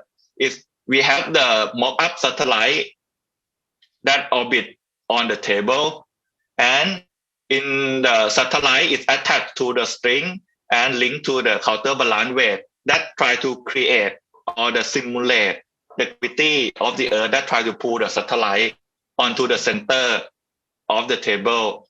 So if we rotate the mock-up satellite at the some speed, it will maintain the orbit. But actually, on the Earth, we will have another disturbance force and friction and the gravity that satellite cannot balance itself. So we have to control it. And it is concept of the test platform. And for the mock-up satellite, in the mock-up satellite is the divided into the two parts, is the base part and the top part. The base part is the used for the orbit determination. Actually, it try to measure the distance from the satellite itself to the center of the table by using the laser rangefinder here. And at the base of the satellite is also attached the flat air bearing, which when we supply the air into the flat air bearing, it creates the frictionless system between the mock-up satellite and the fact table. And the top part is used to simulate the attitude control system of the satellite, which in this case, I use the cold gas thruster. But unfortunately, we cannot use the real gas in the system because it's quite dangerous and it's expensive. So now I start with the compressed air first. You can see is the black tank is the high pressure tank. It contain about 200 bar of the air compressors, and through the regulator, the green one here, number one, to the buffer tank. And for the actuator, I select the cold gas thruster, which consists of the two parts, which is the solenoid valve here and the nozzle. And I also attach the IMU to determine the orientation of the top part of the satellite. Okay, the next thing that I have to do is try to design the nozzle that can give me the maximum force of the thruster, because for the solenoid valve, it have the limitation of orifice size of the solenoid valve. So I have to design the nozzle that match with the orifice size and also the pressure in the buffer tank, which now I use about 6 bar. So the nozzle I design with two parameters. First one is the shape of the nozzle. The second is the diameter of the throat of the nozzle. The shape of the nozzle, we have three candidates. The first one is the straight cone shape, as shown in the top one, and the horn style shape in the middle, and the bell shape in the bottom here. So for the nozzle throat size, according to the solenoid valve, it have orifice size about 10 millimeter. So the throat of the nozzle should be less than the size of the orifice size of the solenoid valve, that we can create the pressure a little bit before it emits to the open air.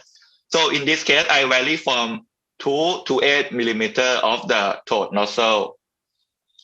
And for the measurement, I use the load cell here attached to the cold gas thruster part to measure the thrust force that can be generated from the cold gas system.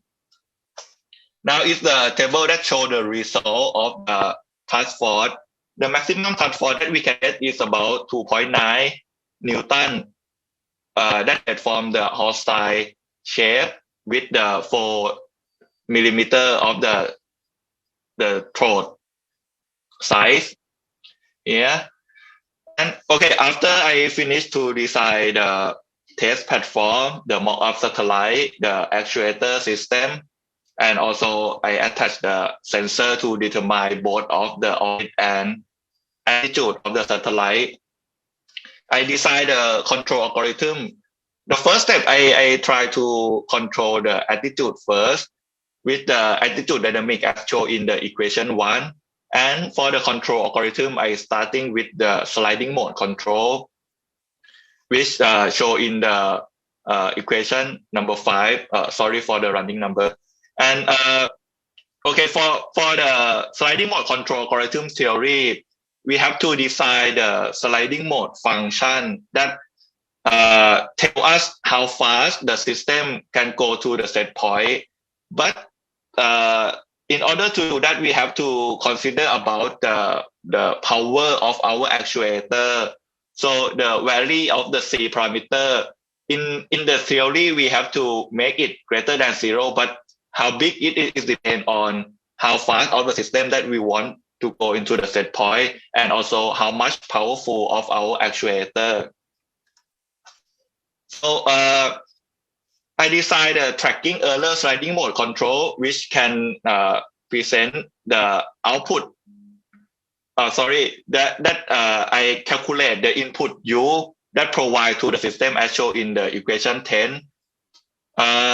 In the equation, it consists of the J is the moment of inertia of the satellite, and B is I model as the viscosity friction coefficient that we face on the ground earth. And the signal function here is the function that we use to drive the system when the system is on the sliding surface that we designed in the previous slide. So in the real system, we have the two nozzle try to control the attitude of the satellite, which turn the satellite to the clockwise or the counterclockwise. So for the input U, we have to separate to the UL and UR, which is depend on the heading of the current heading of the satellite and the design heading of the satellite. So after I finish to design the controller, I start to simulate the attitude of the satellite control system. Now I set up the initial condition of the heading to 10 degree. Then I set the set point starting with the 0, then jump to the 15 degree and jump to the -5 degree and back to the 0 again. And the graph show that the control algorithm quite good for the simulation and drive the system from the initial degree to the set point very fast and also maintain the steady state very, very close to the set point. And the right hand side is show the actual control U that we supply to the system. Okay, after finish in the simulation, I test with the real physical plant. I will show you on the video here. I starting with the same condition, with the initial condition at 10 degree. Then the set point is the 0 degree, 15 degree, -5 and 0 again. And this is the result of the testing on the system.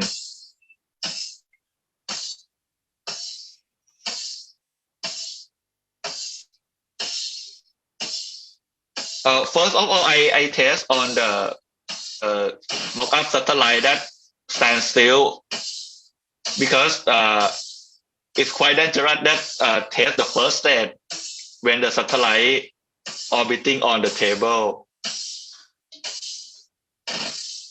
And you can see on the real plan is return the result quite satisfied. Even sometimes it have the jerking because when the real system move it's not the same as in the simulation, and the power of the actuator in the simulation we have unlimited power, but in the real system when we shot when we emit one shot, the pressure in the buffer tank is dropped very fast and it need a little bit time to fill it up. That's why sometimes it's not only one shot can drive the system from the current position to the set point. And this is the result that show the testing of the control algorithm on the physical plant. As you can see, the result is quite similar in the simulation and also very satisfied. Even some of the graph here cannot drive only one shot into the set point because, as I told before, it have the lack of the pressure in the buffer tank. It needs some time to fill it up and try to maintain the set point again. Okay, after finish in this part, I test on the orbit system. So this is the video that I make the mock-up satellite orbit around the center of the table and try to control the attitude of the satellite. In this picture, you might see the at the center of the table it have the reflector that determine the orbit that we will use in the next part. Okay, and this is the result.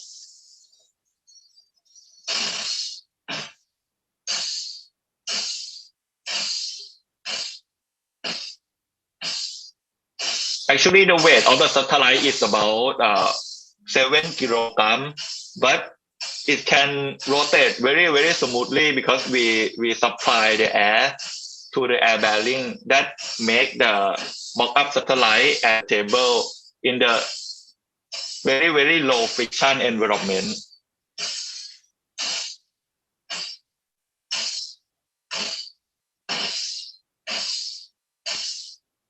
As you can see the result, we still have the problem at the some point here.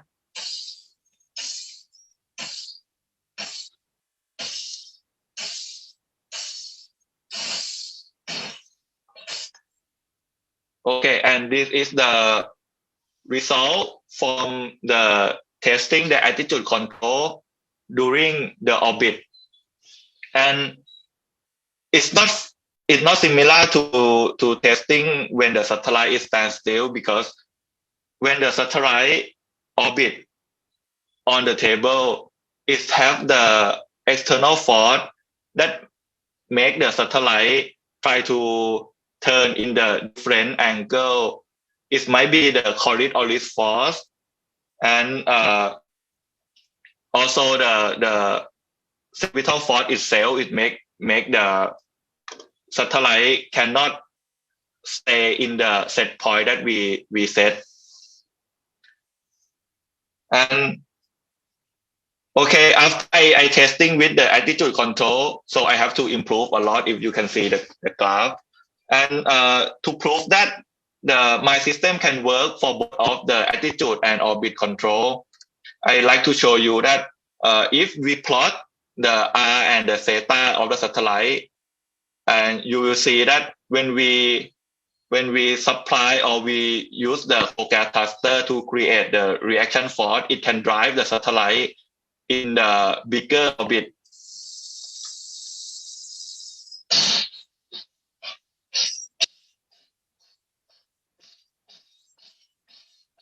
You can see the real-time graph on the right-hand side. Here, if we apply the input, the orbit will change to bigger and bigger.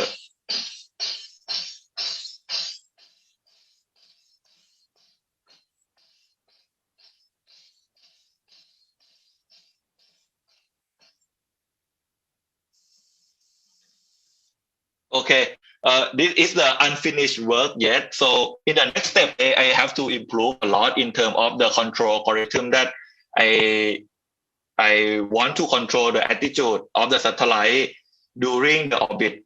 And the next step, I will develop the control algorithm for the orbit control and integrate the orbit and attitude control together.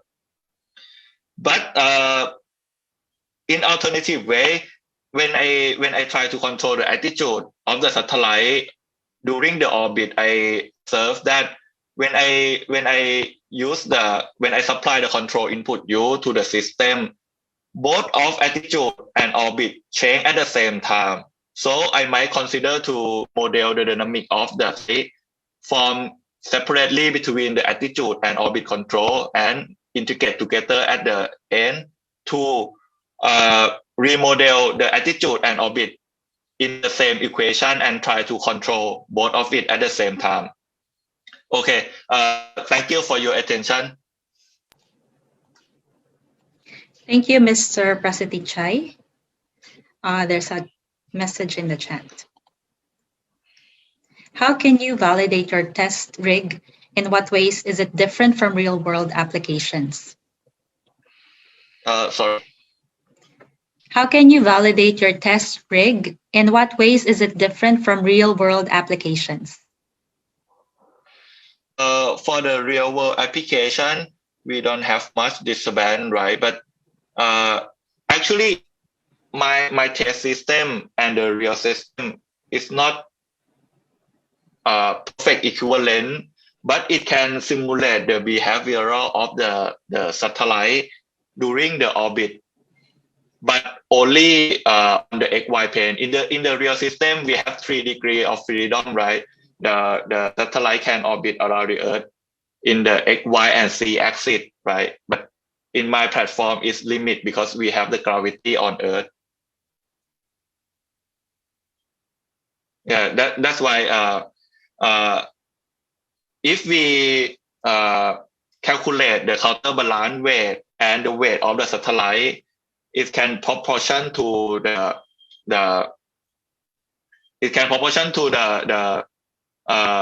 force that Earth try to pull the satellite down to the Earth and the force that satellite try to go out from the Earth. Yes. Thank you again. Now let's move on to our next research. This time, let's welcome Mr. Surat Panyakau. He will present on resonance frequency auto-tuning of vibration energy harvesting system.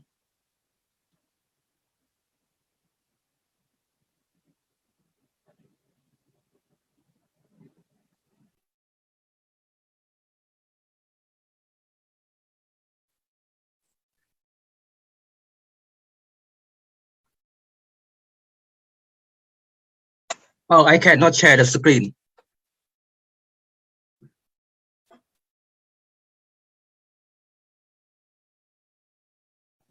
Can you try again? Okay, I can share the screen now. Can I start? Yes, please.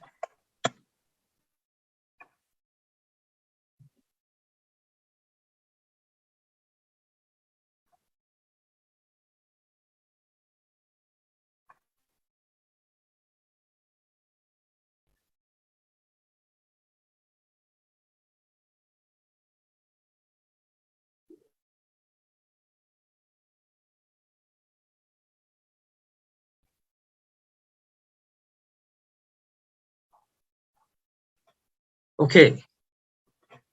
Good afternoon. My name is Surat Panyakau, and today I would like to present my research to you. The title of my research is Vibration Energy Harvesting using Self-Tuning Parametric Poly Excite Rolling Pendulum under Multi-Frequency Excitation. The vibration energy harvesting is the method of harvest the kinetic energy from ambient energy in the environment and converting it to the usable electricity that can power the electronic system. This picture shows the component of a vibration energy harvesting system. It consists of the mechanical system with the external excitation, the mechanism for motion transmission and magnification, the transducer that convert the mechanical energy into electricity, the power electronic, and the energy storage device. The vibration energy can be harvested by using one of the following. In this research, we use an electromagnetic technique to harvest the energy from ambient vibration.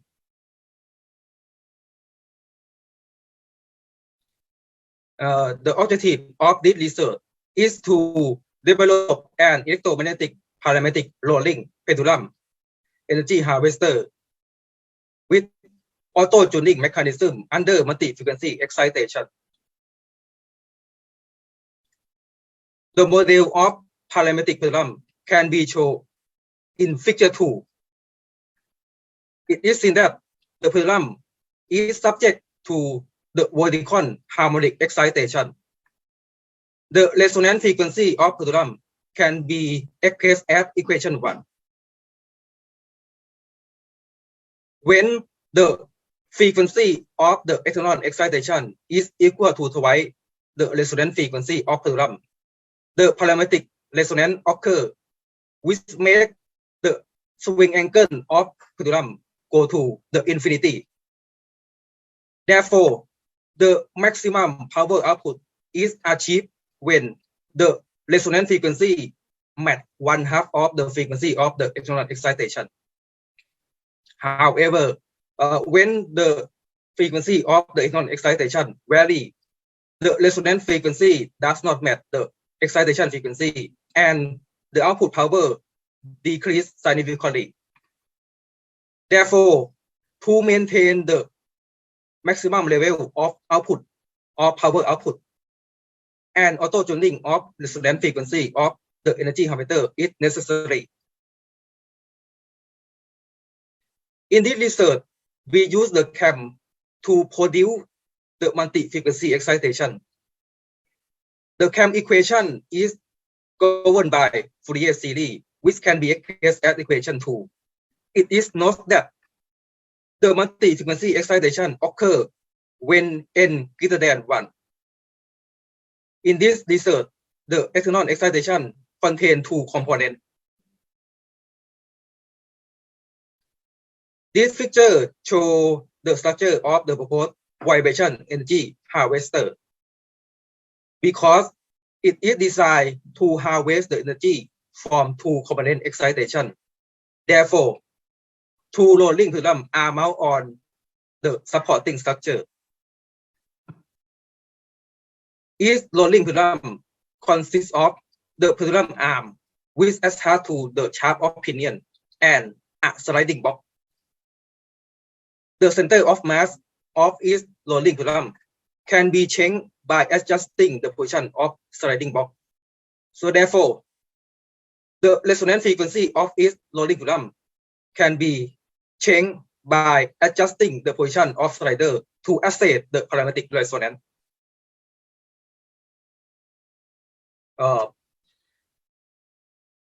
The swing motion of pendulum cause the card oscillate in horizontal plane.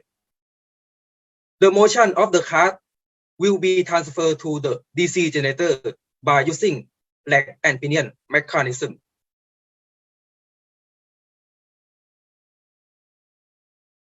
This table shows the dimension and parameter of the proposed harvester. And the resonance frequency of the proposed harvester can be expressed as equation 2. This equation indicates that the resonance frequency of rolling pendulum can be tuned by adjusting the position of sliding box.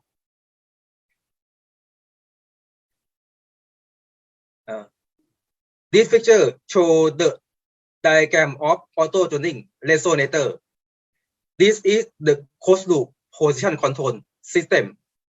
It is seen that after the computer gets the signal from accelerometer, it will determine the frequency of the first and the second component of the external excitation by using fast Fourier transform. This frequency will be sent to the microcontroller. Thereafter, the microcontroller will compute the desired position of the slider of the sliding box by using resonance frequency equation and send the result to PID control. The PID control will send the control signal to DC motor. The DC motor will drive the sliding box through ball and screw mechanism. The position of sliding box is detected by the rotary encoder. The purpose of this closed loop control system is to automatically adjust the resonance frequency of pendulum 1 and pendulum 2 to match 1/2 of the frequency of the first and the second component of the external excitation. When the sliding box moves to the desired position, the microcontroller changes to sleep mode to save the power. It wakes up every duty cycle to make the decision. This picture shows the fast Fourier transform of vibration of supporting structure. It is noted that the frequency of the first component is at the first peak, and the frequency of the second component is at the second peak.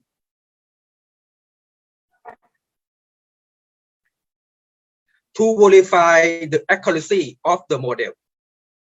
The resonance frequency of bottom are determined from equation 3 and compare with the experiment result as shown the below picture. It is seen that the experiment result and theoretical result are closely similar. This picture shows the image of experiment setup. The system consists of two rolling pendulums. It is noted that the pendulum 1 longer than pendulum 2. Each rolling pendulum connect to the cart by using pinlock box bearing. The cam which produce the multi-frequency excitation is driven by the induction motor. The velocity of induction motor is controlled by the inverter. The swing angle and velocity of bottom are detected by the rotary encoder. Meanwhile, the motion of supporting structure is detected by accelerometer.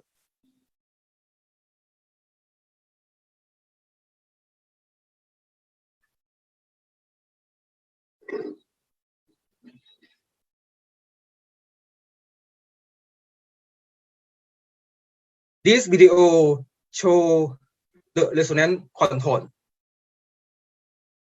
Firstly, the energy harvester is excited at 1.149 Hz, with both pendulums are in parametric resonance state.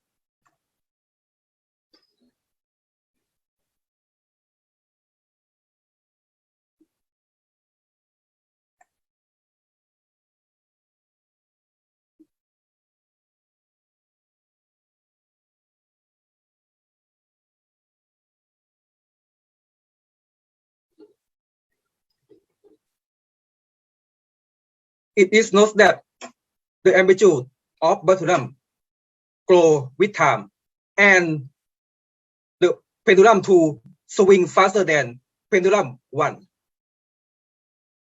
Then the frequency of the cam is adjusted to 1.236 Hz.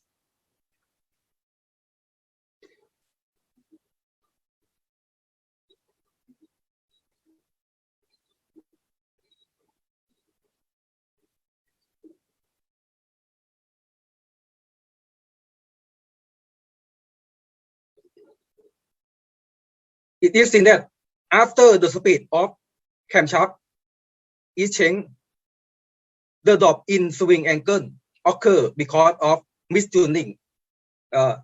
This event occurs for amount of time until the sliding box of bottom are readjusted to the new position where the parametric resonance occurs again.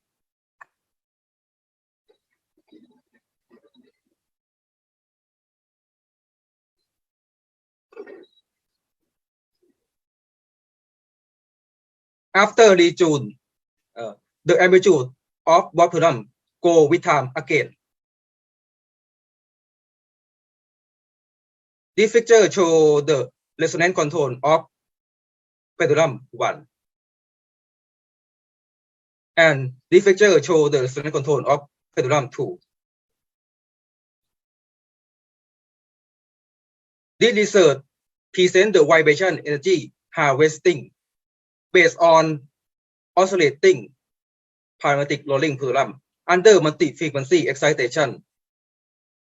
The proposed harvester is successfully tuned when the angular velocity of the cam is changed from 1.149 and 1.236 Hz. Thank you.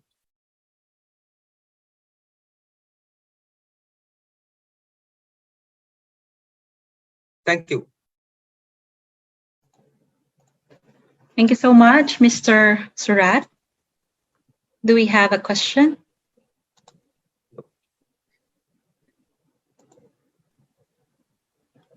Okay, now let's move on to our last researcher from AIT, Mr. Jirapod Jentason Rom. from Mechatronics as well. He will present on self-balance of Segway type wheelchair. Mr. Jerpod, please. Yes.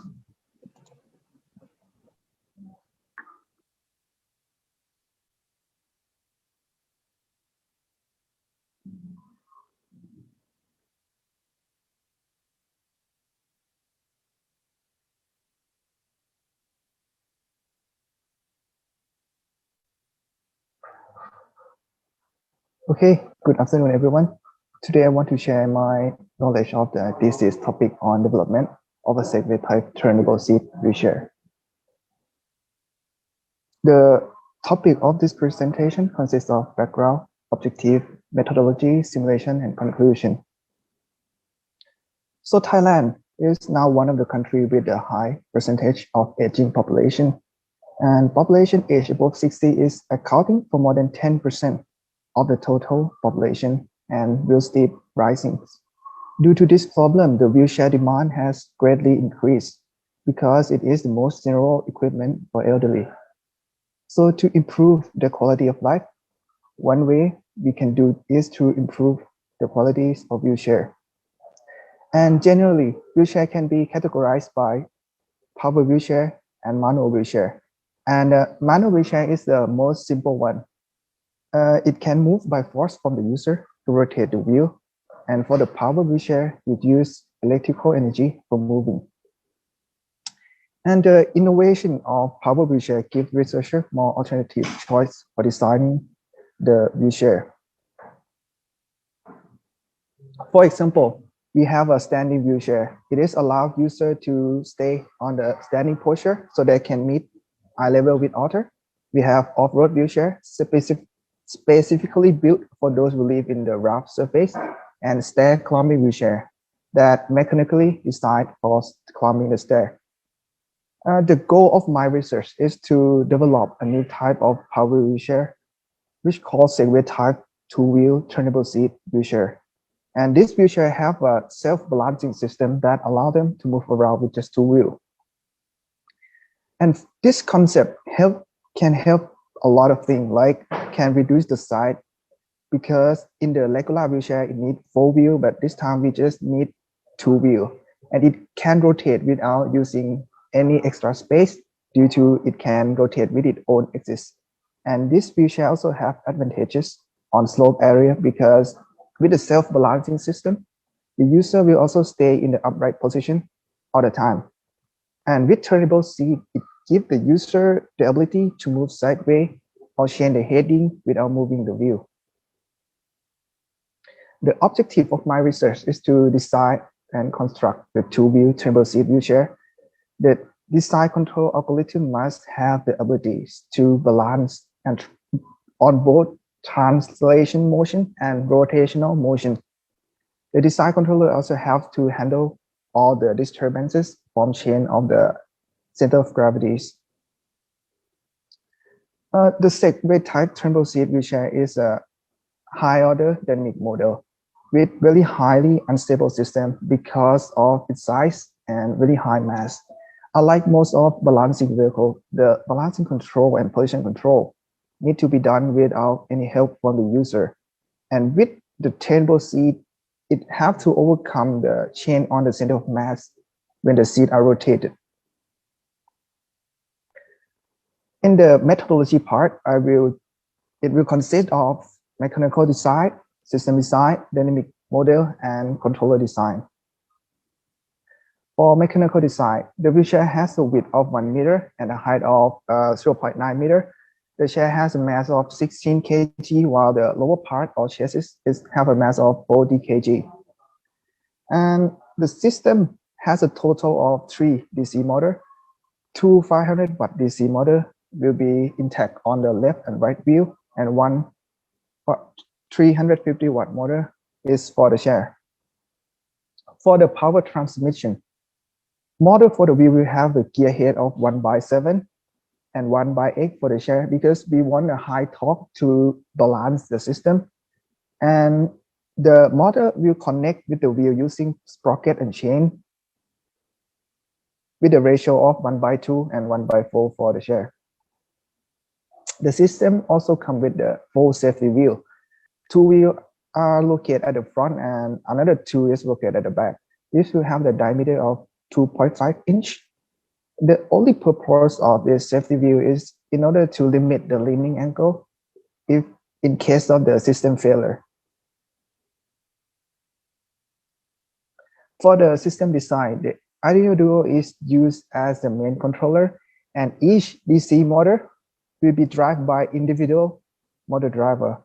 Encoder is then attached to each motor to feed the data back to the controller, and the angle measurement will be done by MPU 6050. It is an initial measurement unit, and with the CAN controller to control the position of the wheelchair.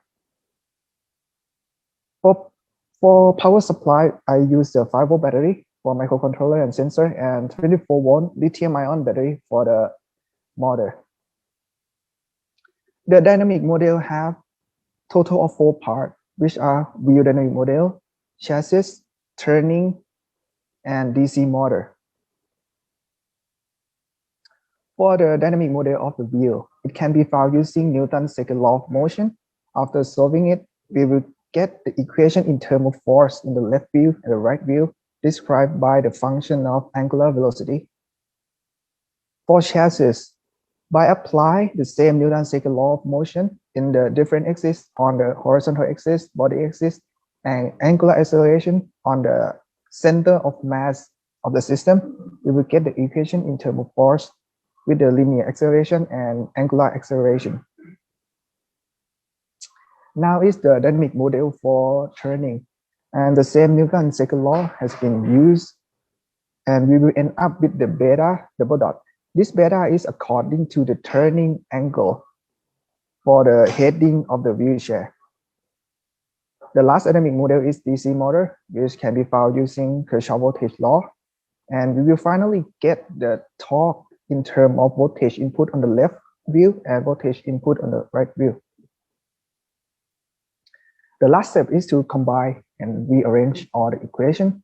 Then we will finally obtain 3 dynamic equations that used to describe the motion in terms of acceleration, and these are the constants that I have been defined.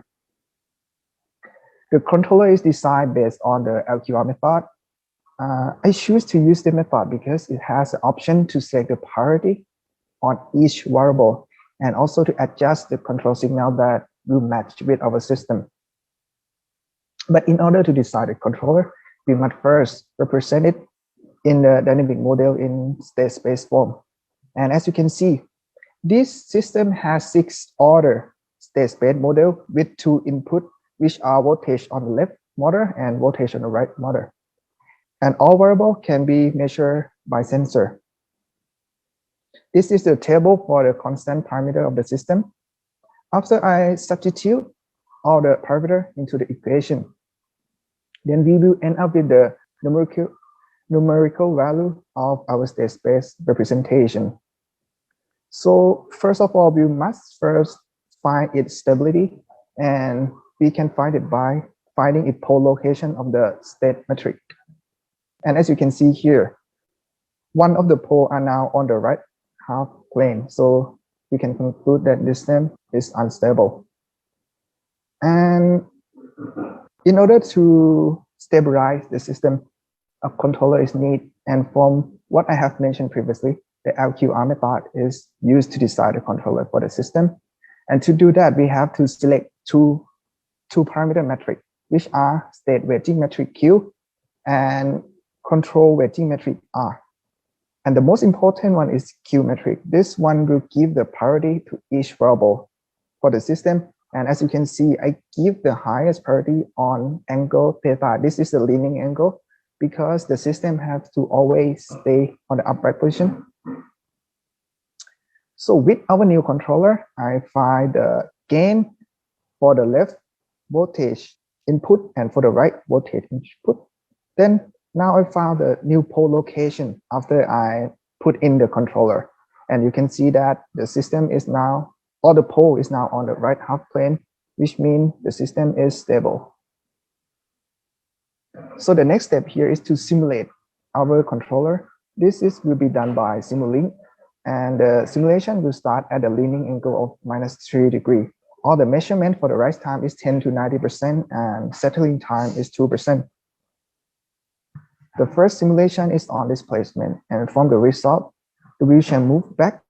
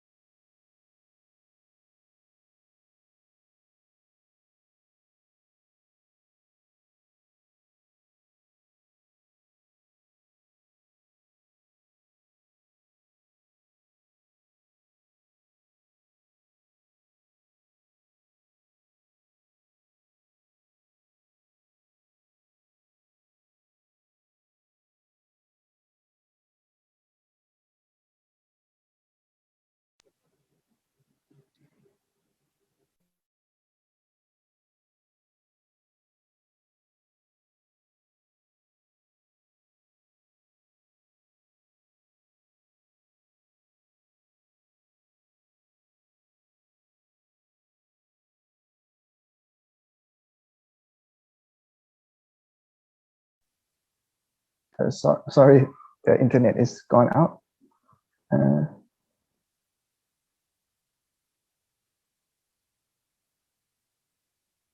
Okay, I will continue. Okay, the steady state error is also 0 here. Now we will simulate on the position control. This is the simulation so that we can set our desired position and desired rotating angle. And we can see here that the displacement is set to 1 meter forward and 90 degrees on the counterclockwise direction. And the simulation has shown that the system can successfully move to 1 meter with some rise time of 7 seconds and settling time of 23, and also can turn 90 degrees without any problem. Now we will implement our controller to the actual system. And the experiment will be consist of straight angle balancing with chair rotation, linear translation, and turning. The first experiment is on leaning angle balancing, and the system will start at initial angle of 7 degrees. Then after I start the system, it's come to upright position with just 0.3 degrees, which is very fast, with the root mean square error of just 0.68. And as you can see, there are some oscillation happen when the degree is between -2 to 2 degrees. And this is the experiment video. You can see that if the system is leaning forward or backward, the wheel will move to that specific direction to keep it upright position all the time. And in the experiment, I also applied some force on the top of the chair, and as you can see, it can overcome some of the disturbances I created.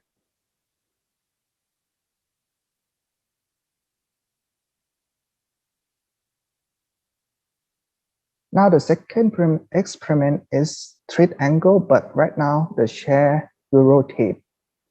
And from the graph, the system successfully overcome all the disturbance with some high peak here at -5 degrees, that when the chairs rotate to 258 degrees.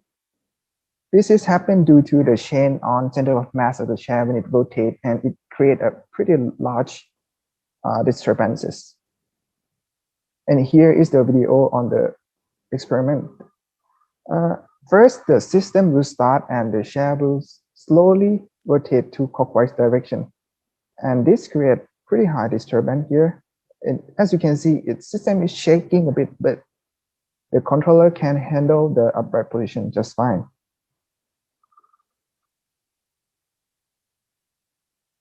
Now, the third experiment is on translational motion. Here, the system have to move forward by 1 meter.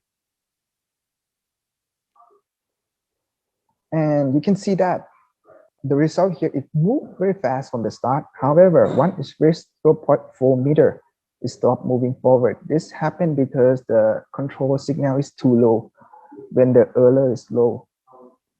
So in order to improve this kind of situation, I have modified some of the LQR controller. I call it LQR with low gain, error, and saturation. And this method is to steadily maintain the error until it reaches the desired position. And the results show that the system moves to desired position with more consistently. And if we compare these two, you can see that from the graph, this one is have faster response, but it stopped with a very high error. But in the modified LQR, it steadily climbed up to 1 meter. And this video is showing the position control of the system.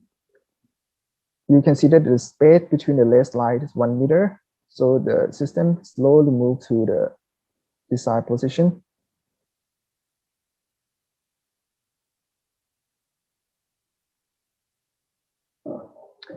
The last experiment is on turning.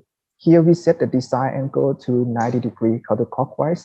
The results show that it could reach its destination, but with setting time just 11 seconds. However, we can recognize much shaking at the start. This is due to the high error and high control signal. So I implement the same idea of the displacement. Here LQR with low gain, error, and saturation. So as you can see, the graph is a lot more stable and it slowly go to 90 degree, a bit faster than the last one. If we compare it, it's faster by around 2 seconds with more smooth movement. And here's the result. You can see that the system have to rotate to 90 degrees. And it will slowly face to the camera. And we can notice the turning speed is very low. This is come from mainly, we didn't give the priority much on the turning when we decide the Q metric. And another thing is when the chassis rotate, the force is come from different direction. This means it won't help to stabilize any leaning angle. The second experiment is on synchronization between chair and body angle. From the video, you can see that when the body keep rotating, the chair will rotate in the opposite direction, so that chair will always face in the same direction.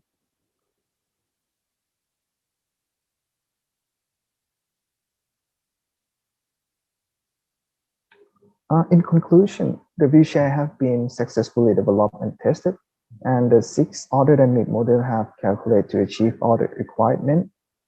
With the new modified version of LQR, can improve the tracking system so that it reduces the error.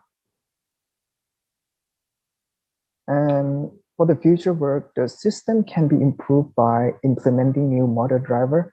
At the present time, it's still not enough to hold the user weight because the present motor driver that I use right now don't have enough power to drive the motor to 100%. And there's still a lot of small space here that we can reduce in order to reduce the weight of the system. And a foot plate and seat belt should be installed to provide the user more comfortable and safety. Thank you very much. Thank you, Mr. Jirapod, for sharing your research to us. We have some questions from the chat. Is your wheelchair design safe for people with disabilities, or are there additional safety measures to consider? I still haven't decided on the safety for the system because right now I'm trying to maintain the concept of the balancing so that it's not falling back and forth. But to improve more in the safety, we should include like I say in the future work, we should include like seat belt and a bit of more like the safety wheel, the more bigger or can limit the leaning angle for the user. So you never test your wheelchair with a person on it, right? Yeah, Or yes. did you? I haven't tested with the person on it. Okay. I tried to test with the additional mass, but my driver not have power enough to drive the system. Okay. Thank you again. And thank you to all our researchers for sharing your very interesting research work. We are coming to the last part of our Tech Talk today. Now, I would like to invite Professor Dieter Traw, Dean of School of Engineering and Technology and Director of AIT Entrepreneurship Center, for the closing remarks. Welcome, Professor Dieter.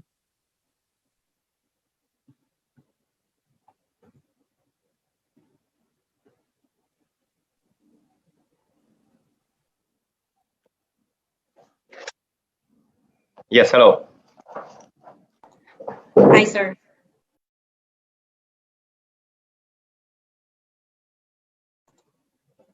Sir, you're muted.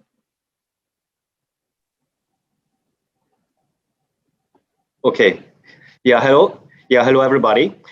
Thanks. First, a big thanks for everybody, joining our today's AIT Tech Talk on advanced robotics from laboratories to real application. So thanks to all the speakers from our AIT faculty and guests and our students. I think we have seen a lot of very interesting examples, and actually many of them, they're also aligned with AIT's quest, which is, social impact. Social impact with innovation.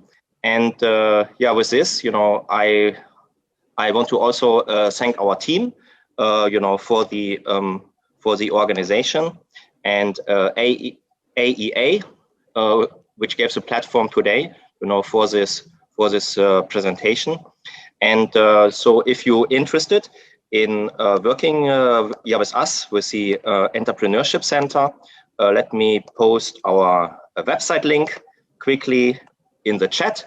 So please come to our website and have a look to our upcoming events that we will organize. Those are other tech talks and our what we call expert talks and our workshops.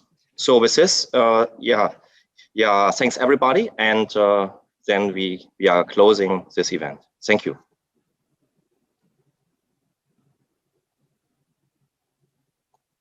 Thank you, everyone, for joining us today. Hope that we see you again in our next AAA Tech Talk.